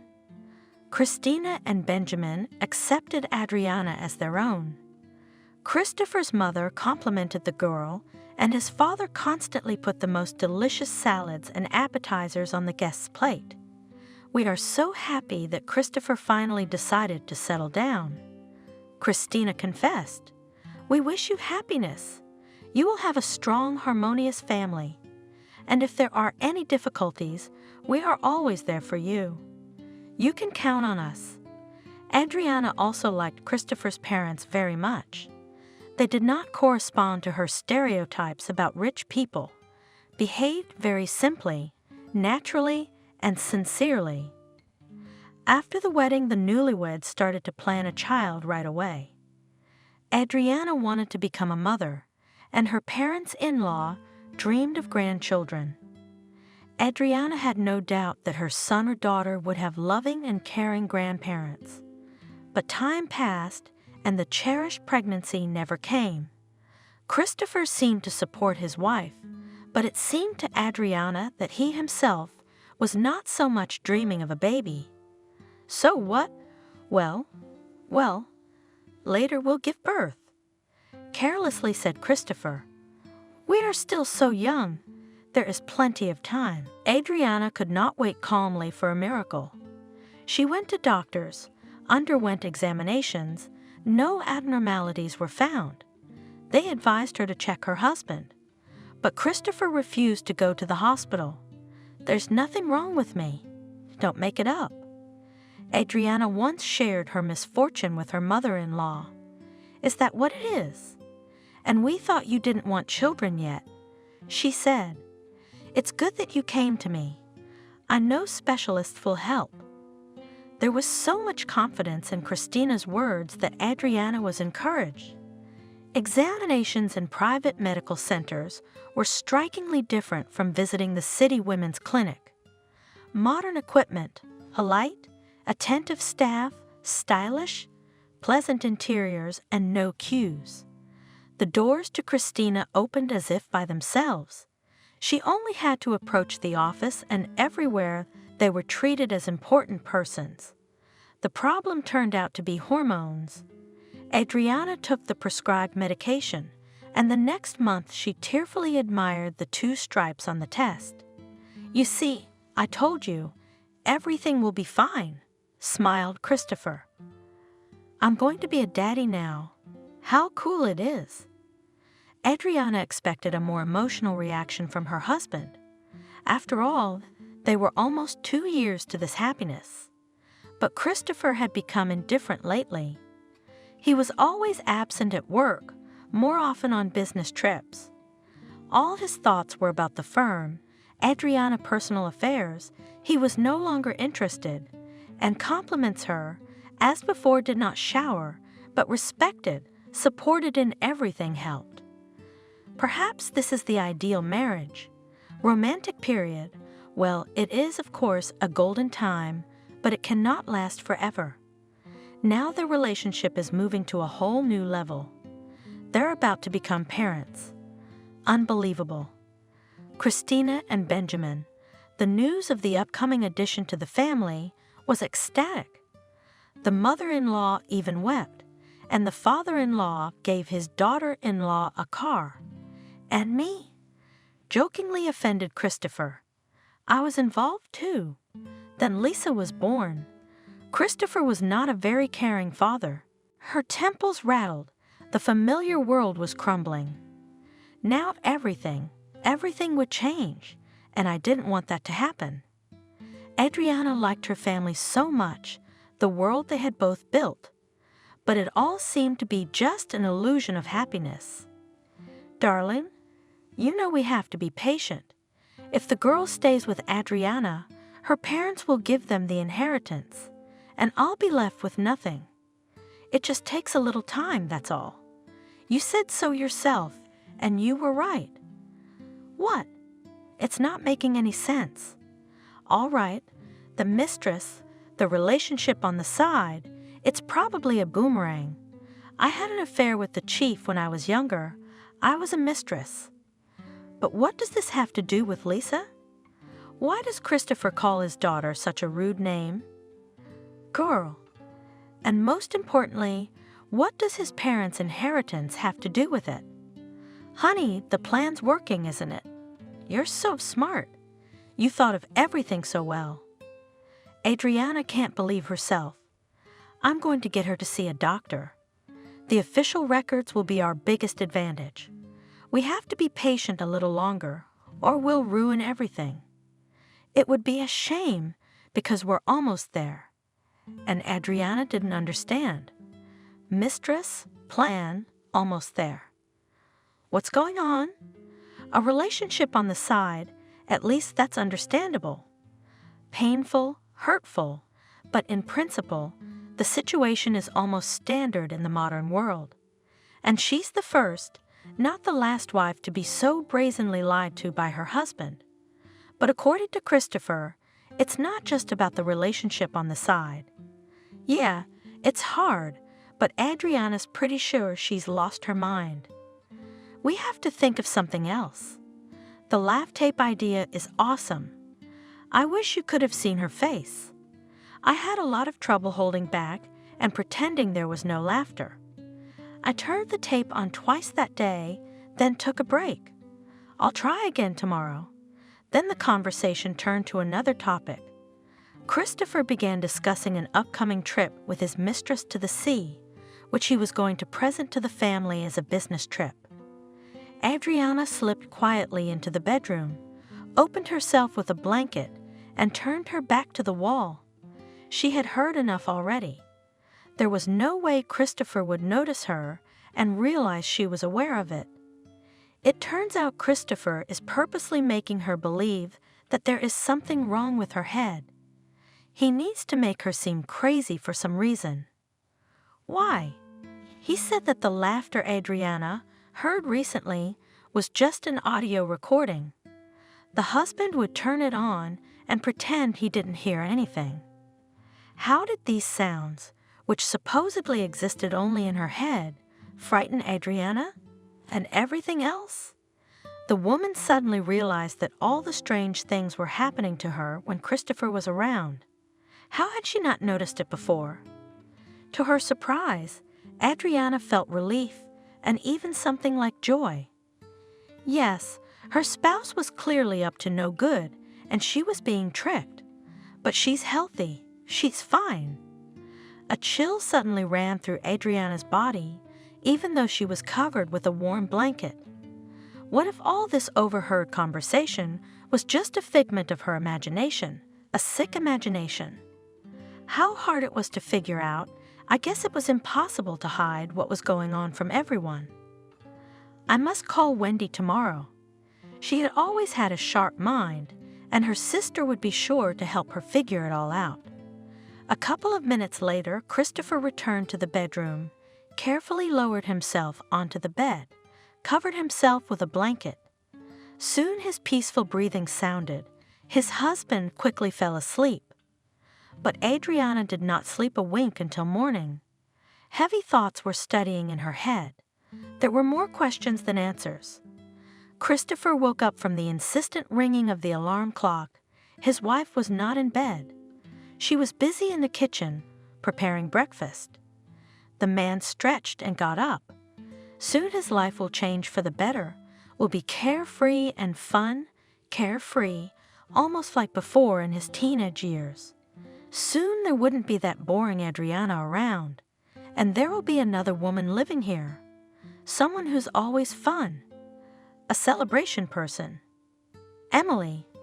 Christopher had known Emily for a long time, long before he met Adriana. The first time they saw each other was at a nightclub on the dance floor. Christopher immediately noticed the graceful girl, relaxed movements, confident look. She was dressed in a short leather skirt and a short top, a bold outfit. Of course, Emily's beauties were staring at most of the guys having fun in the club, but she chose him, Christopher, came up to him, looked into his eyes and suddenly kissed him. An unconventional start. Christopher even felt dizzy. She was so bold, confident, uncompromising in everything. Always took what she wanted right away. Christopher fell madly in love with her. It had never happened to him before. He couldn't think of anyone but his new acquaintance. Fortunately, the interest and attraction was mutual. Nightclubs, apartment parties, bars, rock concerts. Emily loved the entertainment, just as Christopher did. They partied hard, traveled, raced bikes, swam at night in lakes and rivers, walked on rooftops. Drinks flowed. Cost entertainment, of course, not cheap, but the guy had no problems with money then, with such a mom and dad. Parents did not dote in their only son and tried to fulfill his every wish. So it happened from the moment Christopher went to the 3rd grade. Then the business of his father finally began to bring a small, decent income. Christopher's father used to work as a designer at a factory. Mom worked as a teacher in the economics department at the local university. They both made a pittance. Tired of the lack of money, Benjamin decided to start his own business. Of course, Christina helped her husband in everything. Especially she was well versed in accounting. The parents went into business with their heads. At home almost did not appear. Since 10 years Christopher was left to himself. Grandparents who would look after a small grandchild in the family was not. So the boy began an independent life. At first Christopher was bored in loneliness. He sometimes even became scared alone in an empty apartment. The boy played dinner by himself, sat over his lessons by himself, sometimes even went to bed by himself. Mom and Dad often came home very late. And then, after some time, Christopher realized all the advantages of his position and began to actively use them. He got a taste of freedom. Every step of his friends were controlled by adults, moms, dads, grandparents, and he could go wherever he wanted after school and do what he wanted. He also had money. Parents, feeling guilty before their son, tried to pay him off with gifts and financial injections. Of course, Christopher soon had a company of people who loved freedom as much as he did. The boy was not stingy. Treating new acquaintances, chips, and soda, took them to the movies and attractions. The boys, in return, showed little Christopher life. It turned out that sometimes you can skip school and the world won't turn upside down because of it. Instead of sitting at the desk and listening to the boring explanations of the teacher, Christopher walked around the city with his friends.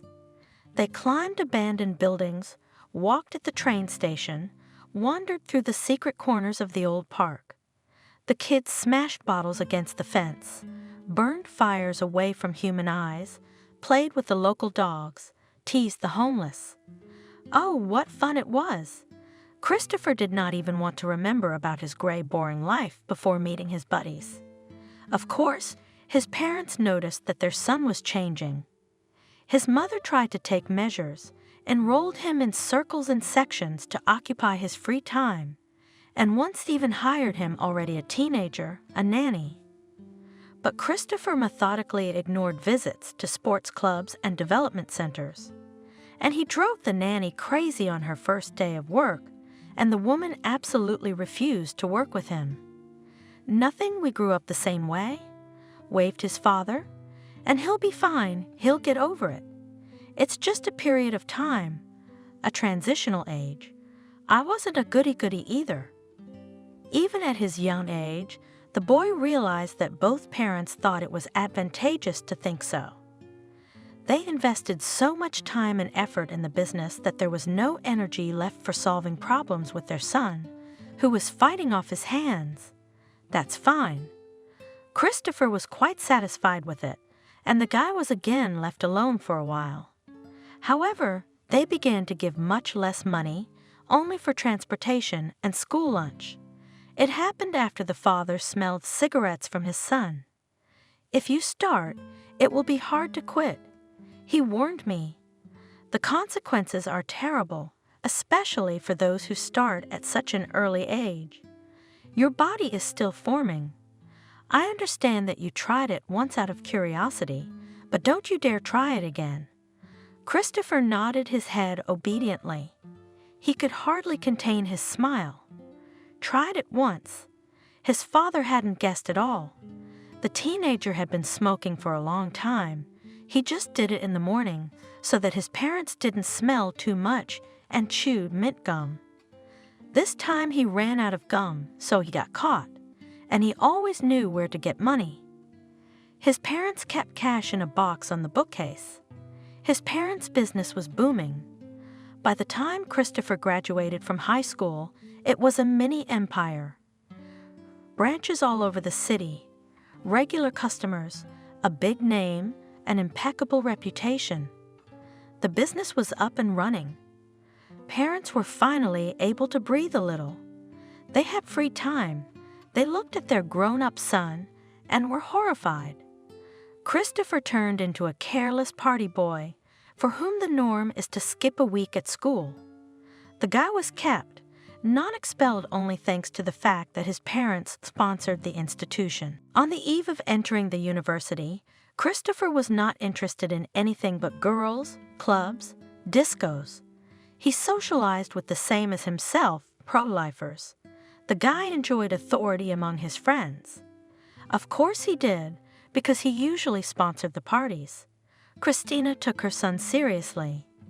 It turned out that in school, the son all these years only listed. He'd been skipping school, wandering around. Naturally, he didn't do his homework. The gaps in his education were appalling, and Christopher sincerely did not understand why he should study. He saw that in the modern world everything is decided by money. His parents had no shortage of finances.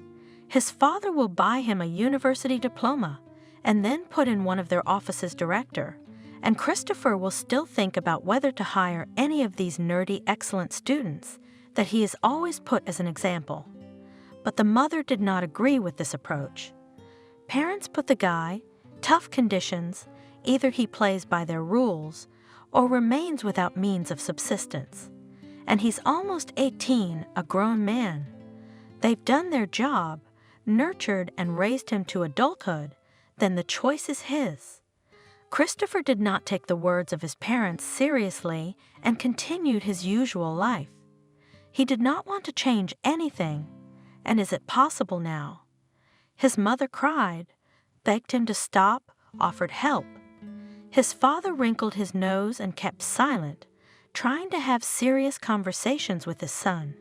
How they pissed him off. And then there was the exam. Of course, Christopher passed it with the lowest scores, but the boy didn't worry about it. His father would think of something, after all, just pay tuition at some university.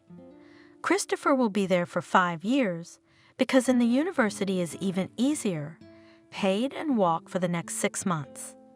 And then he will get a diploma and become a department head in some daddy's firm or even the director of a branch. But to the boy's surprise, his father was in no hurry to get him into university. "You're already 18. You're an adult. You're on your own," said Benjamin. "By the way, we've split the utility bills, so you'll pay too. If you don't go to school, then go work. I don't have to support a big-aged brat." At first, Christopher thought his parents didn't mean it, but they really stopped giving him money, and the life-saving jewelry box disappeared from its usual place. Without money, it's boring. Without money, there are fewer friends. Without money, you have to eat the crap your mother cooks, soups, stews, pasta. Christopher has long been hooked on fast food and takeaways. He desperately wanted to drink, but he needed money for that too. The guy even got a job. Where to go? Courier at a local cafe. There wasn't much more qualified for the job. Now he was carrying a heavy box on his shoulders, walking and cycling to different addresses. He was often looked at with disdain. He didn't feel very good about himself. The pay is paltry, the work is not easy. There is not enough money for entertainment anyway, and sometimes there is no strength left. Not life, but gray boredom and misery. His parents also demanded from him to invest in buying groceries and paying for the apartment. Although they did not need it, they just went on principle. Christopher hated his mother and father for their behavior. More than once he tried to suck up, to negotiate, but his parents remained adamant, and Christopher gave up. He agreed to their terms, and there were many demands. First, the refusal of nightclubs and dubious company, from the word at all.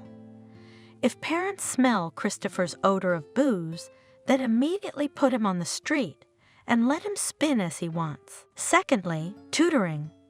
It will be necessary to pass the exam again and try to enter the university and by himself. If he fails, he'll go to the army in the spring draft. This year, his father bothered to defer, but he will not do it again. Third, attending a day hospital clinic. Independently cope with addictions. As parents thought, Christopher will not succeed, so they found good specialists for him. But in order to start work, the written consent of the boy is needed. He is, after all, already an adult. Christopher agreed to all these conditions. What else could he do? The parents were overjoyed. They encouraged their son. His mother and father now spoke to him affectionately. They didn't give him money, but at least they didn't make him go to work and bought him delicious food, the kind of food he was used to.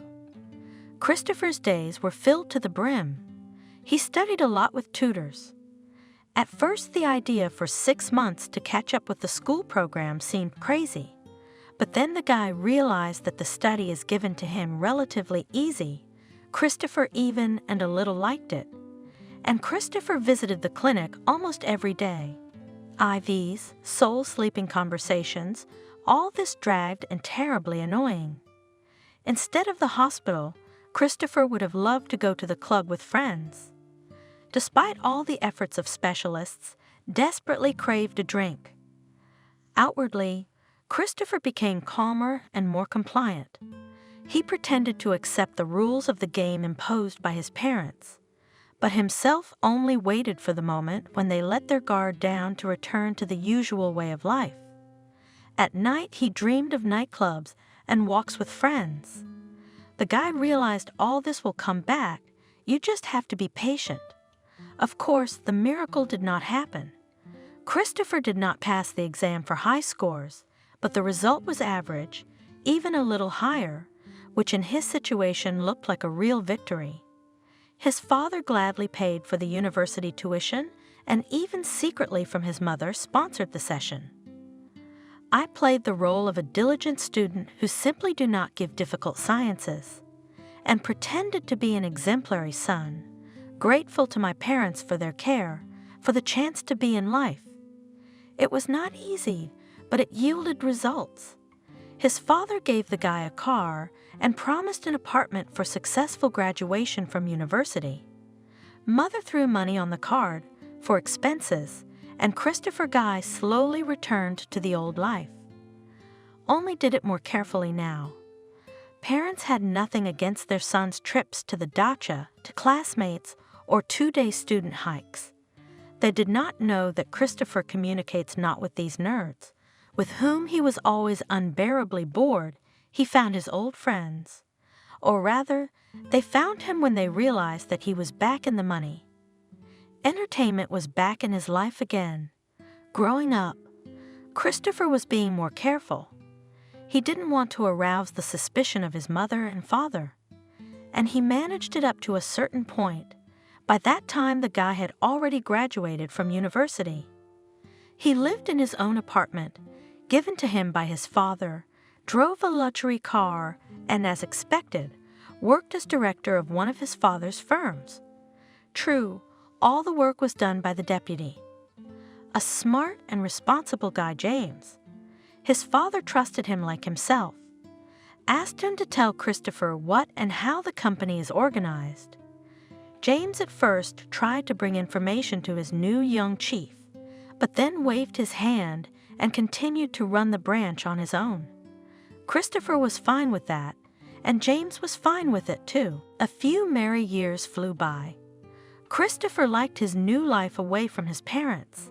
It was easier to hide habits, and now there was more money, the director's salary allowed to luxuriate. Christopher's girls became prettier, entertainment sophisticated, booze more expensive and refined. The guy enjoyed the new status and changes in his life.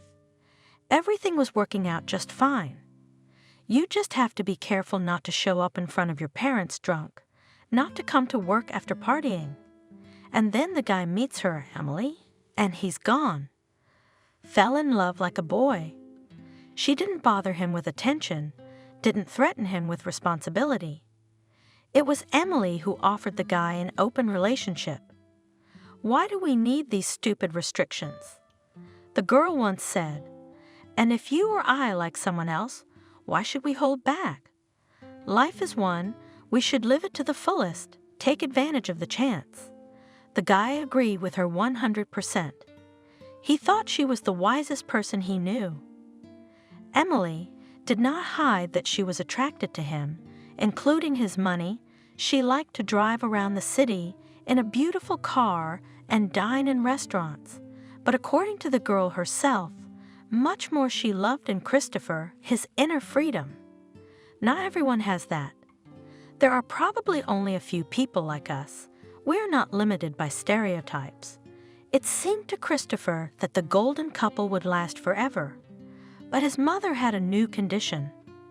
Unlike Emily, Christopher was still not completely free. He had to adjust to his parents and their idea of an ideal son. Otherwise, he would have lost his financial support and would have gone back to work as a courier. Apparently, Christina was beginning to suspect something. Perhaps there were rumors at work that the boss likes a fun life and does not devote much time to business. Anyway, one day the mother invited Christopher to a serious conversation. The son prepared himself. In order to disguise the dark circles under his eyes, the consequences of a sleepless night, and he even had to use Emily foundation. He must look fresh and trim. His mother invited him into the living room. The table was already set there. His mother had made pilaf, which Christopher had once adored, but now he couldn't stand that greasy home-cooked meal. I heard that you're back to your old ways. Mother's eyes were filled with worry. I'm not telling my father yet, and I don't want to worry him. He's got enough problems as it is. You're seen in dubious company. Are you drinking again? Are you drinking again? No, really? Christopher assured me with a sincere smile. I don't know who's telling you all this, but they're lying. The pilaf is amazing, by the way. Just a taste from my childhood. Christopher, how hard did it take us to get you back to normal? Men can barely contain their irritation. Normal life? That gray, boring reality, which he, according to the wishes of his parents, existed for several years, was not a normal life for him. And even now he had to lurk. Although he is already over 25 years old, and he is the director of the company. It is good that now he has Emily, money, clubs, and friends. Only in this atmosphere Christopher feels alive and real. It's okay, Mom. Christopher stroked her hand. What are you worried about? You should get married. Christina said confidently. It's about time you settled down. Apartment, car, job, you have everything you need for family life. Children will be born. There will be a purpose in life. For their sake, you will be ready to roll mountains. Christopher looked at his mother dumbfounded. Wow! What did she think of? And how did she come up with such a thing? What marriage? What children? There will be kids, will not pull in the club. This is such happiness. It's a whole new world. My father and I are already dreaming of grandchildren. It's always like this, me and my father, and his opinion never mattered to anyone. And the most frustrating thing is, you really have to get married.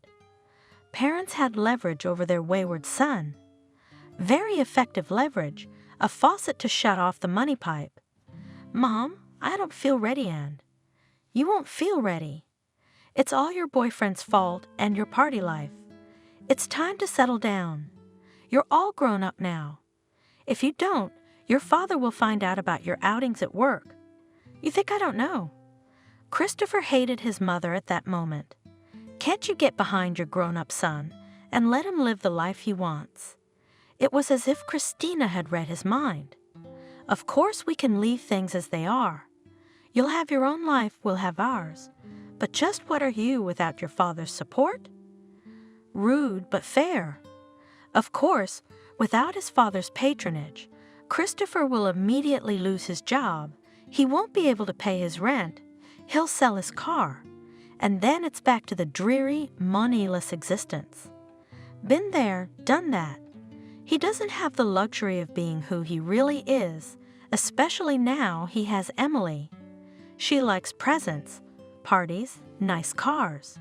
I guess I'll have to go back to accepting my parents' terms. You're right, Mom. You're always right. It really is time for me to start my own family. That's great. Mom was happy. I knew you'd get it right. I have a few girls in mind. They are the daughters of my acquaintances. And no, Mom stopped the enthusiastic parent, Christopher.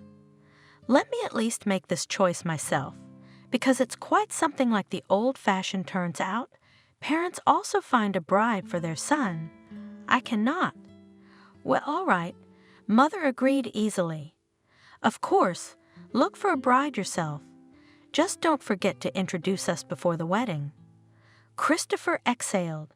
At least here he managed to defend his opinion. If he married the daughter of his parents' acquaintances, they would know about his son's hobbies and lifestyle. No, he'll find a modest, quiet girl who can keep quiet. The candidacy of Emily, Christopher immediately dismissed. This is not a bride that would suit father and mother. She would never pretend to be a good girl in front of them, and in general, a stamp in the passport would break all the romance, their free and bright relationship. No, he'd have another wife to cover for him, and Emily would be his mistress. That's even more interesting. What ancestors you have. Emily shook her head. How, under such total control, did you grow up to be a free person? It's a mystery. Probably despite my parents. And the idea of marriage isn't bad. Find yourself some asylum, you won't have any trouble. A decent, modest girl who'll look at her husband's mouth. Parents will calm down, they'll relax their control. It'll be easier with your wife than with them. Much easier. Christopher smiled. Next to Emily saw their future happy and cloudless. The guy now faced a new problem. Where to look for a wife? Colleagues were out of the question at once. All of them communicated with James, and the latter, in turn, was on a short note with Benjamin. Then there would be too much information about Christopher's personal life. It wouldn't do any good. Club girls and Emily's friends were no good either. They wouldn't suit his parents. Christopher even registered on a dating site to find a suitable candidate. He specified marriage as the purpose of dating. This made his profile popular, but none of the ladies who responded did not suit Christopher. Mostly they were women older than him, with little attractive appearance. To live with one of them, even realizing that this is just a performance, the man could not. One day he noticed her, a pretty girl named Adriana. She worked in the same building as Christopher. Slender, sweet, with a soft, short stare, very pleasant and apparently single. Christopher had been watching her for a while and had never seen anyone greet her in the evening after work. At first, Christopher made eye contact with the girl. They would look each other over when they happened to meet on the porch, overlooking the backyard. The girl was so sweet. At first, everything suited him. His parents became more favorable to him. His father willingly gave him money if he just mentioned it. For the family is not a pity. Benjamin smiled complacently. Now you're a family man, you have many times more expenses. At home he had a wife quiet, modest, gentle, devoted. Now the apartment was always shining clean, and the kitchen was filled with the dizzying aromas of home-cooked food. Adriana turned out to be an excellent hostess. It was a pleasure to return to this cozy nest. After another party, Adriana thought that her husband was late at work or traveling on business. How easy was it to fool this gullible simpleton? Christopher and Emily sometimes laughed to tears at the devoted wife, patiently waiting for her husband at the kitchen window. Life had settled into its routine. Christopher adapted to the new circumstances. Everything suited him perfectly. A couple of years after the wedding, both Adriana and Christina suddenly became concerned that the young people still do not get a baby. Christopher was overjoyed by this circumstance. Well, he did not see himself in the role of a caring father. A child is not just a cute picture from the internet. Sleepless nights will begin, children's diseases. With a baby can forget about peace and quiet. But the mother still took Adriana to some doctors she knew. They found some minor health problems in her spouse and prescribed medication. After a while, Adriana told her husband the news that they would soon be 3. The man gave what he thought was a masterly portrayal of joy. And then Lisa was born, a screaming, restless little girl. And it was even worse than Christopher had imagined. First of all, Adriana had completely stopped looking after herself. Christopher had not felt strongly about her before, but to see a tired and tortured woman with disheveled hair and a sagging belly after childbirth was beyond his strength. Secondly, all the parents' attention was now focused on the newborn and her mother. Father and mother made frequent visits to them. Adriana was pleased with their help, but Christopher, the presence of relatives, strained. They had become too close to his wife. Now Benjamin more and more often transferred money not to his son, but directly to his daughter-in-law. And new responsibilities. Before the birth of their daughter, Adriana had never bothered Christopher. Now she kept saying that he should take part in the life of the child, because it is supposedly very important for the baby to feel the support and attention of the father. The mother fully shared the opinion of the daughter-in-law.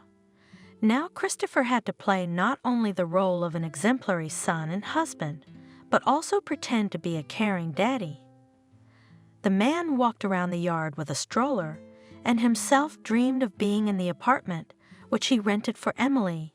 The parents' calculation did not come true. The mother kept saying that when Christopher had a child, he would find some new meaning in life. It did not happen.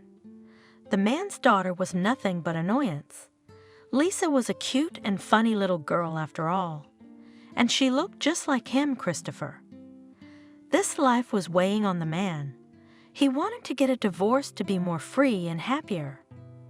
Adriana pissed him off more and more every day.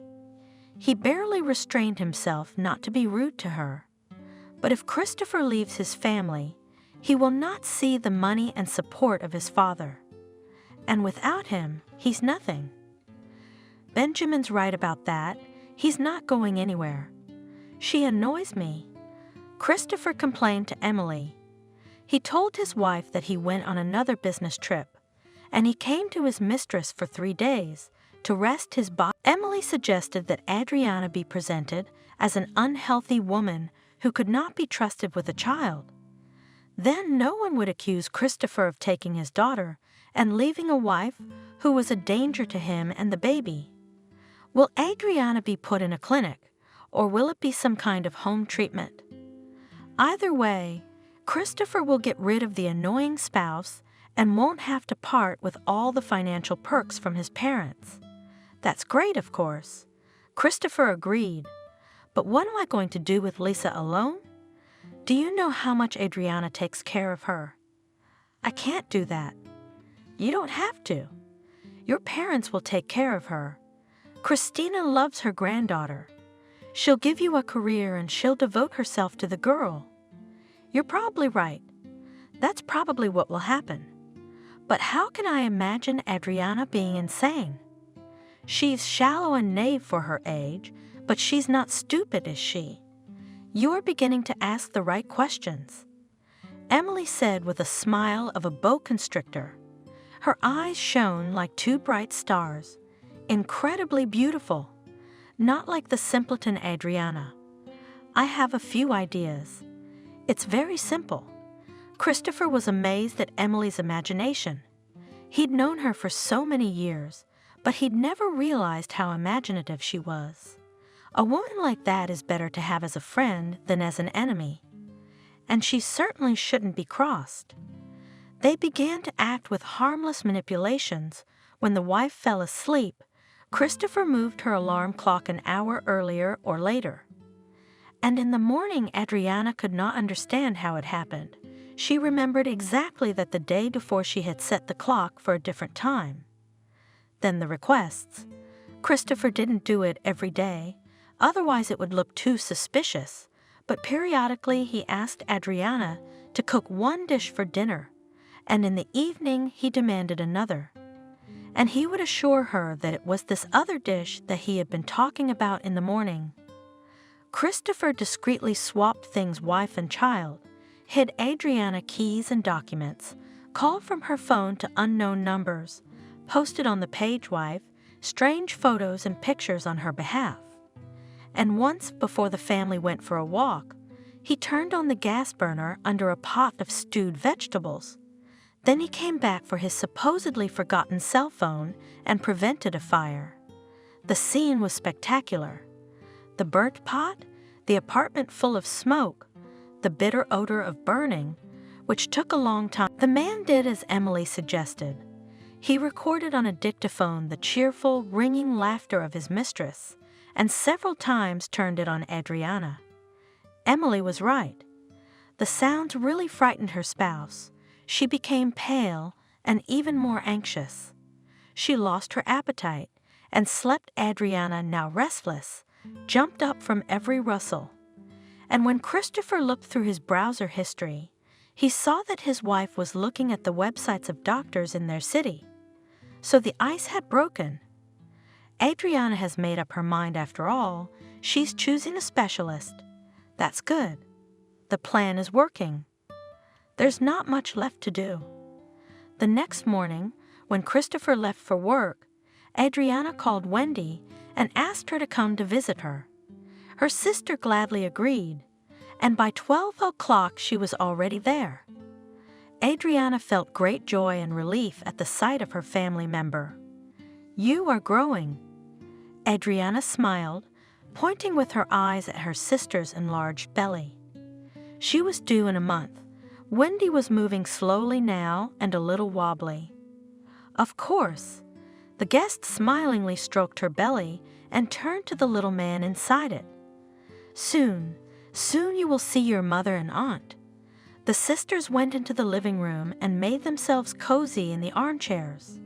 On the table there was a fragrant pie with chicken and potatoes, and cups of tea were smoking.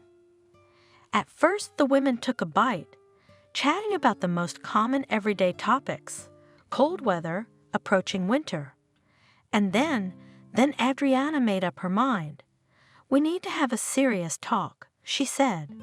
Her sister immediately tensed up, realizing that it was about something really important and troubling.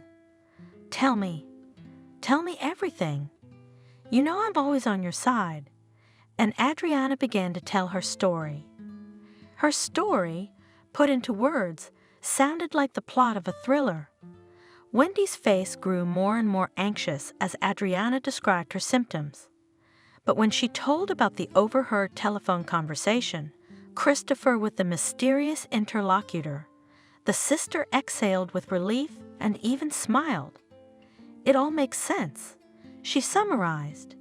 "At first, I was afraid that something was really wrong with you, and that something is hardly treatable.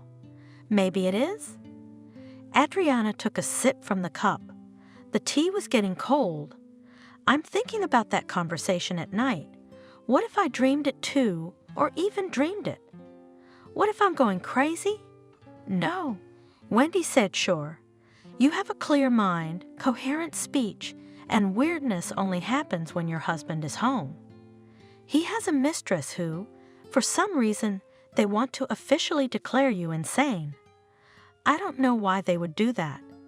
If you just divorced and lived with your mom, it would have been easier.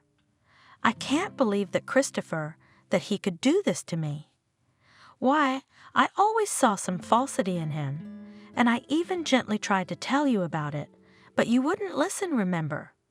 You were blinded by love then. It was like that, yes." Adriana admitted. "How do I know exactly what's going on? Is Christopher trying to make me look crazy, or am I really not healthy?" "That's easy." Wendy shrugged. "Record his requests, for example. Ask him what he wants for dinner and turn the recorder on, and then when he comes back, check it out. Better yet, put cameras in several rooms at home and see what he does while you're away. You'll know the worst symptom of all. If that laughter is only in your head, you won't hear it on the tape. I'm scared." Adriana was honest, and I'm scared of both situations. To find out that I am really sick, and to find out that my husband is such a scoundrel and traitor. I personally understood what it is and without the camera. In a confident tone, said the sister, "But we need proof, and then we'll figure out what to do about it." Adriana did as Wendy advised. The sister had supplied her with the cameras herself. She bought them to keep an eye on the baby that was about to be born. The woman had installed cameras in the bedroom, living room, and kitchen. Now, finally, she would find out the truth. Either way, her life would never be the same again. The change was frightening, but there was no other way. If she's sick, she needs to get treatment. If her husband is a traitor and a cynic, she must run away from him. That night, Christopher returned late. Adriana was already lying in bed when she heard the key turning in the lock, probably came from his mistress. And in the morning, the first thing the woman saw when she went to make herself some coffee was the terrible mess in the kitchen. There were broken plates on the floor, scraps of paper lying everywhere, and a pile of potato peelings on the windowsill, which, Adriana remembered, had been in the trash. She had thrown them in there herself. The woman couldn't help but sigh in surprise at the sound of Christopher coming into the kitchen. "What is it?"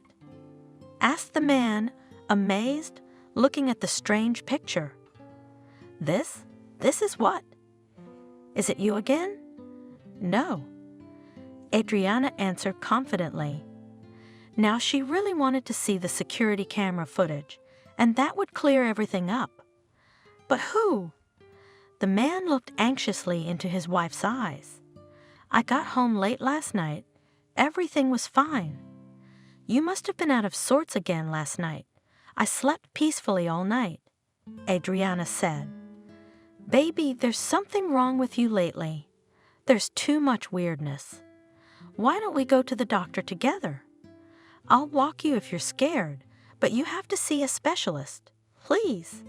Adriana silently started cleaning. Christopher began to get ready for work, and then the same laughter came again, muffled, merry, gushing. Now it seemed mocking to Adriana. The woman lifted her head, listened, and the sound died as suddenly as it had begun. "Did you hear that?" she asked her husband, knowing full well his answer. "What?" He was surprised. "Nothing." Adriana sighed and continued cleaning. As soon as the door closed behind her husband, the woman immediately rushed to the camera, pulled out a flash drive, inserted it into the laptop, pressed the view button. An image of their kitchen appeared on the screen, a view from above. It was quiet and peaceful at first. Adriana put the video on fast forward, and lo and behold, a human figure appeared in the frame. The woman turned on the normal mode and took a closer look. It was Christopher. Of course it was Christopher. The numbers on the face of the wall clock glowed, 4:30 a.m. The man walked over to the dishwasher cabinet, pulled several plates out of it, wrapped them in several layers of towel to muffle the sound, and tapped them heartily with a rolling pin. Then he removed the shards and carefully arranged them on the floor. Christopher didn't stop there. He shook the garbage out of the bucket, right onto the floor, and then picked out the potato peelings and placed them on the windowsill. The man looked around the kitchen with a fastidious eye, then nodded to himself. Apparently, he was pleased with the result. Perfectly imitated the actions of a deranged woman. Well done. Adriana fast-forwarded again. The window brightened, and she appeared in the kitchen. The woman paused the funny movie. She needed to breathe. Turns out she had been sitting there all this time, catching her breath. Having come to her senses, Adriana continued watching. The woman clearly heard the morning conversation with her husband. The record kept every word. Christopher behaved like a real actor. Now Adriana marveled at the surprised look on her husband's face. What a talent to waste. He should be on stage. The woman waited for the main moment. Will there be a nasty laugh, or is it a figment of her sick imagination? Yes, and Adriana heard the laughter that had recently become her nightmare. The camera recorded everything, and how Christopher discreetly turned on the tape recorder in his pocket, and how he was surprised when Adriana asked him if he could hear the sounds. The woman turned off the video. There was nothing else of interest there anyway. She leaned back in her chair and exhaled in relief. Yes, Christopher had turned out to be a bastard, but more importantly, she didn't have to fear for her mental health. That couldn't have been more gratifying. However, new questions immediately came to mind. What to do now? What to expect from Christopher? Why did he have to present her as a freak? Why not just leave her for a new lover? Since he cared for her so much, unable to fight her emotions on her own, Adriana dialed her sister's number. She immediately took a cab, and in half an hour, she was at Adriana and Christopher's apartment. Wow. Wendy stretched after watching the tape. Well, now everything is clear. Keep the cameras on, so we have more evidence. Okay, but what's the next step? And then go to court, of course. He and his mistress are committing a crime for which they should be punished. That's all. Well, I don't know. And Adriana shook her head doubtfully. I just want to get away from him. Where to? Wendy asked. To her parents' studio apartment, where her father and mother had recently moved her elderly grandmother from the village? No. You and Lisa, both of you, have the right to live in much better conditions, by law, by the way. As a lawyer you can't help, but know that. This is so unpleasant.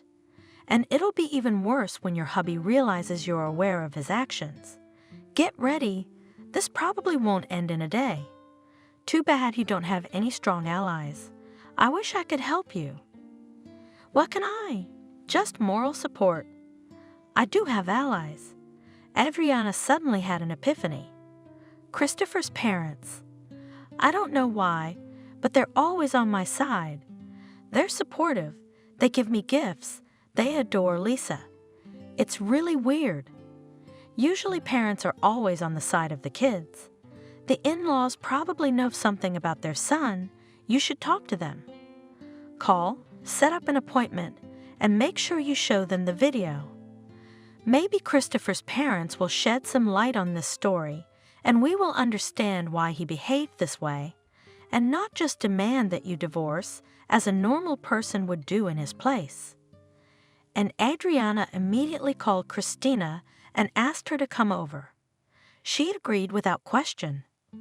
Wendy, Adriana asked her to stay. I felt more comfortable with my sister. Of course I'll stay. There's no way I'm leaving you in this situation. Christina, as usual, showed up with gifts for Adriana and Lisa. She also brought a beautiful cake from an expensive pastry shop. You girls look so much alike. The woman splashed her hands. I can't get used to it. When we were kids, we used it a lot. Wendy smiled, especially at school. Adriana, you look tired and worried, don't you? The mother-in-law remarked, giving her daughter-in-law a glance. Is something wrong? Is that why you called me? Yes, something's wrong. And to understand what's going on, I need your help. The woman turned on the morning video to her mother-in-law and then told the whole story in order. Christina listened silently, caught every word, did not interrupt. Only sometimes a heavy sigh escaped from her chest. So nothing is over. Sadly, summarized her mother-in-law when Adriana finished her story. I had hoped that it was over, that he had really gotten his act together and changed. Is there something I don't know? Adriana clarified. It turns out you are. Christopher, it's our fault that he's like this. My husband and I built the business, gave it our full attention. In the meantime, Christopher was on his own. He got involved with a bad company and stopped studying, and this is the result. Then we caught on, tried to fix it. Tutors, the best doctors, strict supervision. We thought we'd done it.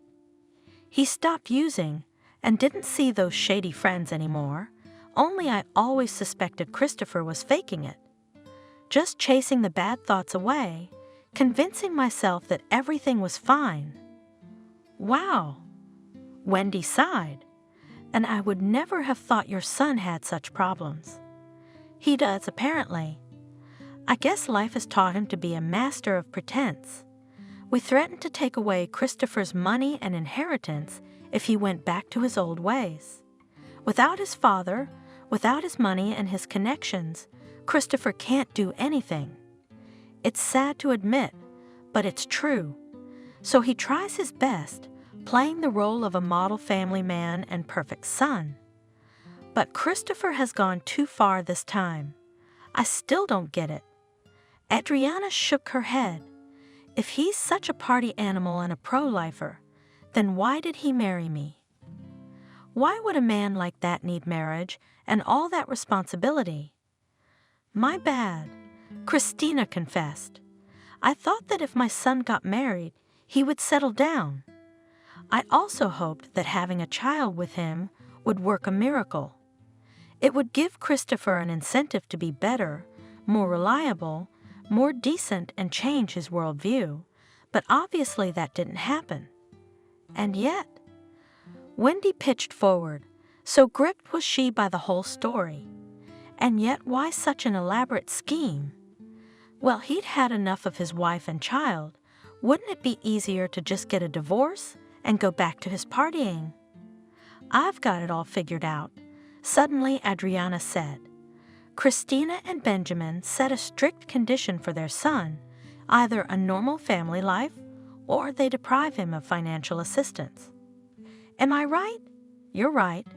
The mother-in-law confirmed, lowering her eyes. Only now I realize it was our mistake.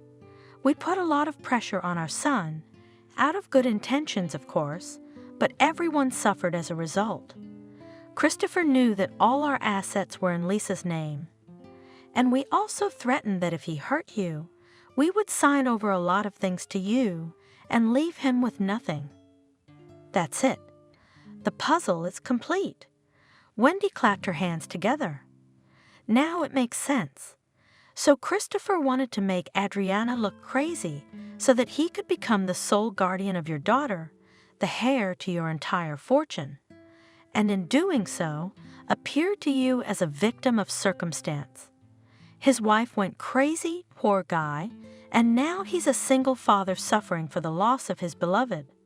What about Adriana? She'd be institutionalized, deprived of contact with her daughter, and no one would trust a word she said. How awful!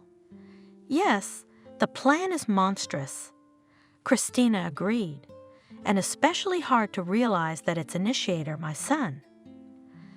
There is also his mistress. Adriana reminded me glumly. My intuition tells me that she is the main manipulator, and Christopher, there are a lot of good things about him, and your plan partially worked. He works very hard, he stays late a lot, he travels a lot, he has a lot of good in him. Christina and Wendy looked at Adriana with a look of pity on their faces. Didn't you understand anything? The sister was surprised. How naive you are. Christopher and his mistress had it easy with you. There were no business trips.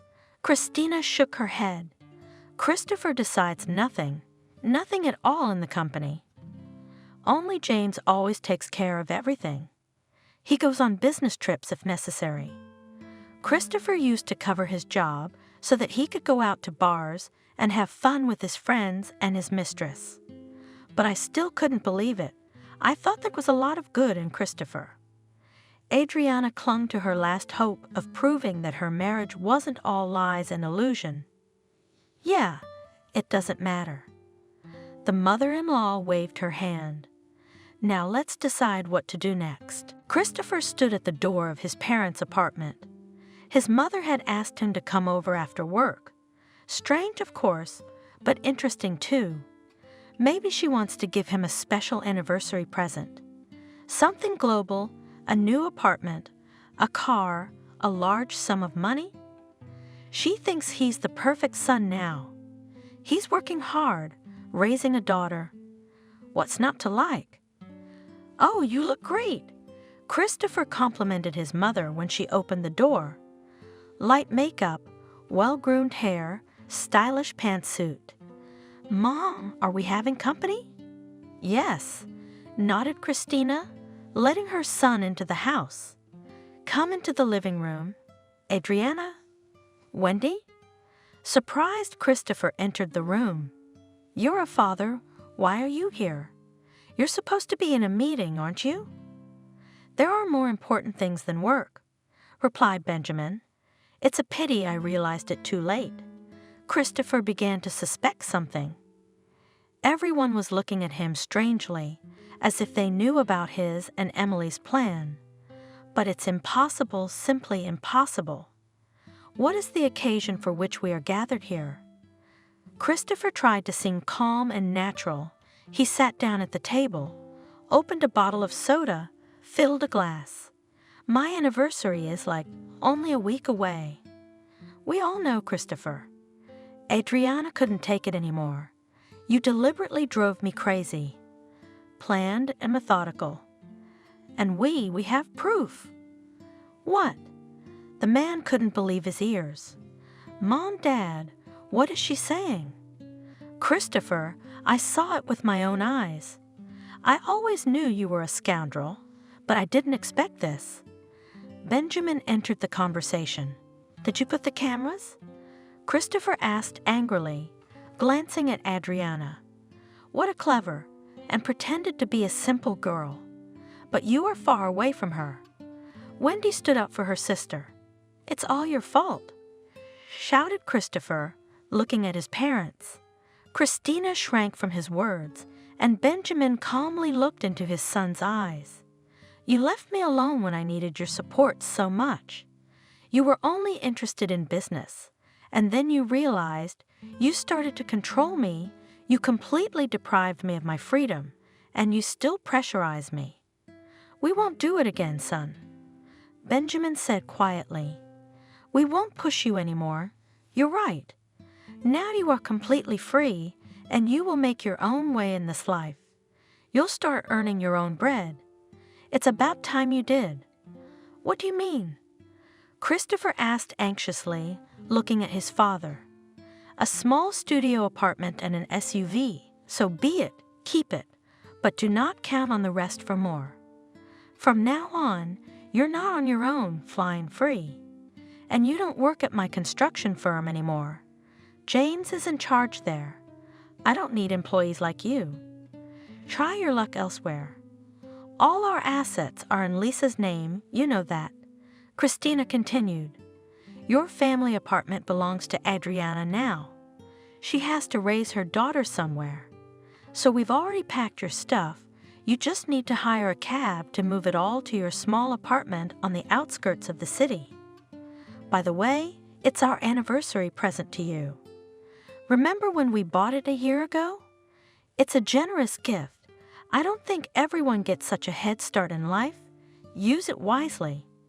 You have no right. Christopher went into some kind of weird squeal. Wrong. My mother shook her head. It wasn't easy for her to say such things to her son, but she understood. You can't do otherwise. You can thank your parents for not having a case on you. Wendy added, I wanted to report you to the police, but they talked me out of it, said they'd deal with you themselves. Congratulations, son, said Benjamin. From this day on, you're free to fly. It's what you've dreamed of. Now you don't have to hide, live with your mistress, go to bars, have fun with your friends. You don't have to pretend anymore. Christopher walked out of McDonald's on a gray November evening. After the warmth of the room, it was unpleasant to be outside again. The wind was blowing, and a prickly snow flurry was falling from the sky. The man pulled the hood of his uniform cloak deeper over his head and adjusted the straps of the box behind his back. It's Friday, there's a lot of orders, but they'll pay well. He could buy more expensive booze and a decent appetizer and spend a nice evening in front of the TV. After his father fired Christopher from the company, things went badly for the boy. Money on the accounts quickly ran out. To stay afloat, had to sell the SUV. Good thing he didn't have to think about a place to live. His parents had generously left him one of their apartments, the smallest, but still. Emily couldn't stand that kind of life. She liked entertainment, adventure, fun, parties. Christopher had no more money for any of that. Of course, a beautiful and confident woman quickly found a replacement suitor for the loser. It hurt. It really hurt. After all, Christopher was willing to do anything for her. The man truly loved Emily. She was the reason he was in this situation. And her? So she was only attracted to his money after all. How could he not have realized that before? Now Christopher had to return to a long-forgotten profession. Where else could he go? Education is excellent. Work experience, indicated in the labor book, also impressive. But recruiters, from the very first minutes of the interview, realized that before them absolutely incompetent employee, and time after time refused him. So now Christopher rode around the city on a bicycle, with a huge box over his shoulders. He pulled his hood up, not enough for his former colleagues or acquaintances to see him. One day he was delivering pizza for a holiday party at a children's center. He was surprised to find his daughter among the children. Lisa looked like a princess in a lush pink dress and with an elegant crown on her head. Christopher involuntarily admired the little girl, even smiled. And suddenly the man slammed his palm on his forehead.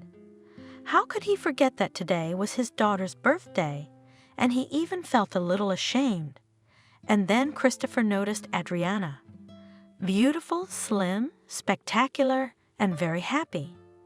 She was lightly hugged around the waist by a young man. Already got herself a suitor? That was fast. It's only been 8 months since the breakup.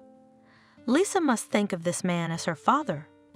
Christopher hurriedly slipped the pizza to the receptionist and hurriedly left the center before his ex-wife noticed him. The man pedaled with difficulty, the wheels of his bicycle sticking in the mud and snow. He still had a lot of work to do, and time was running out.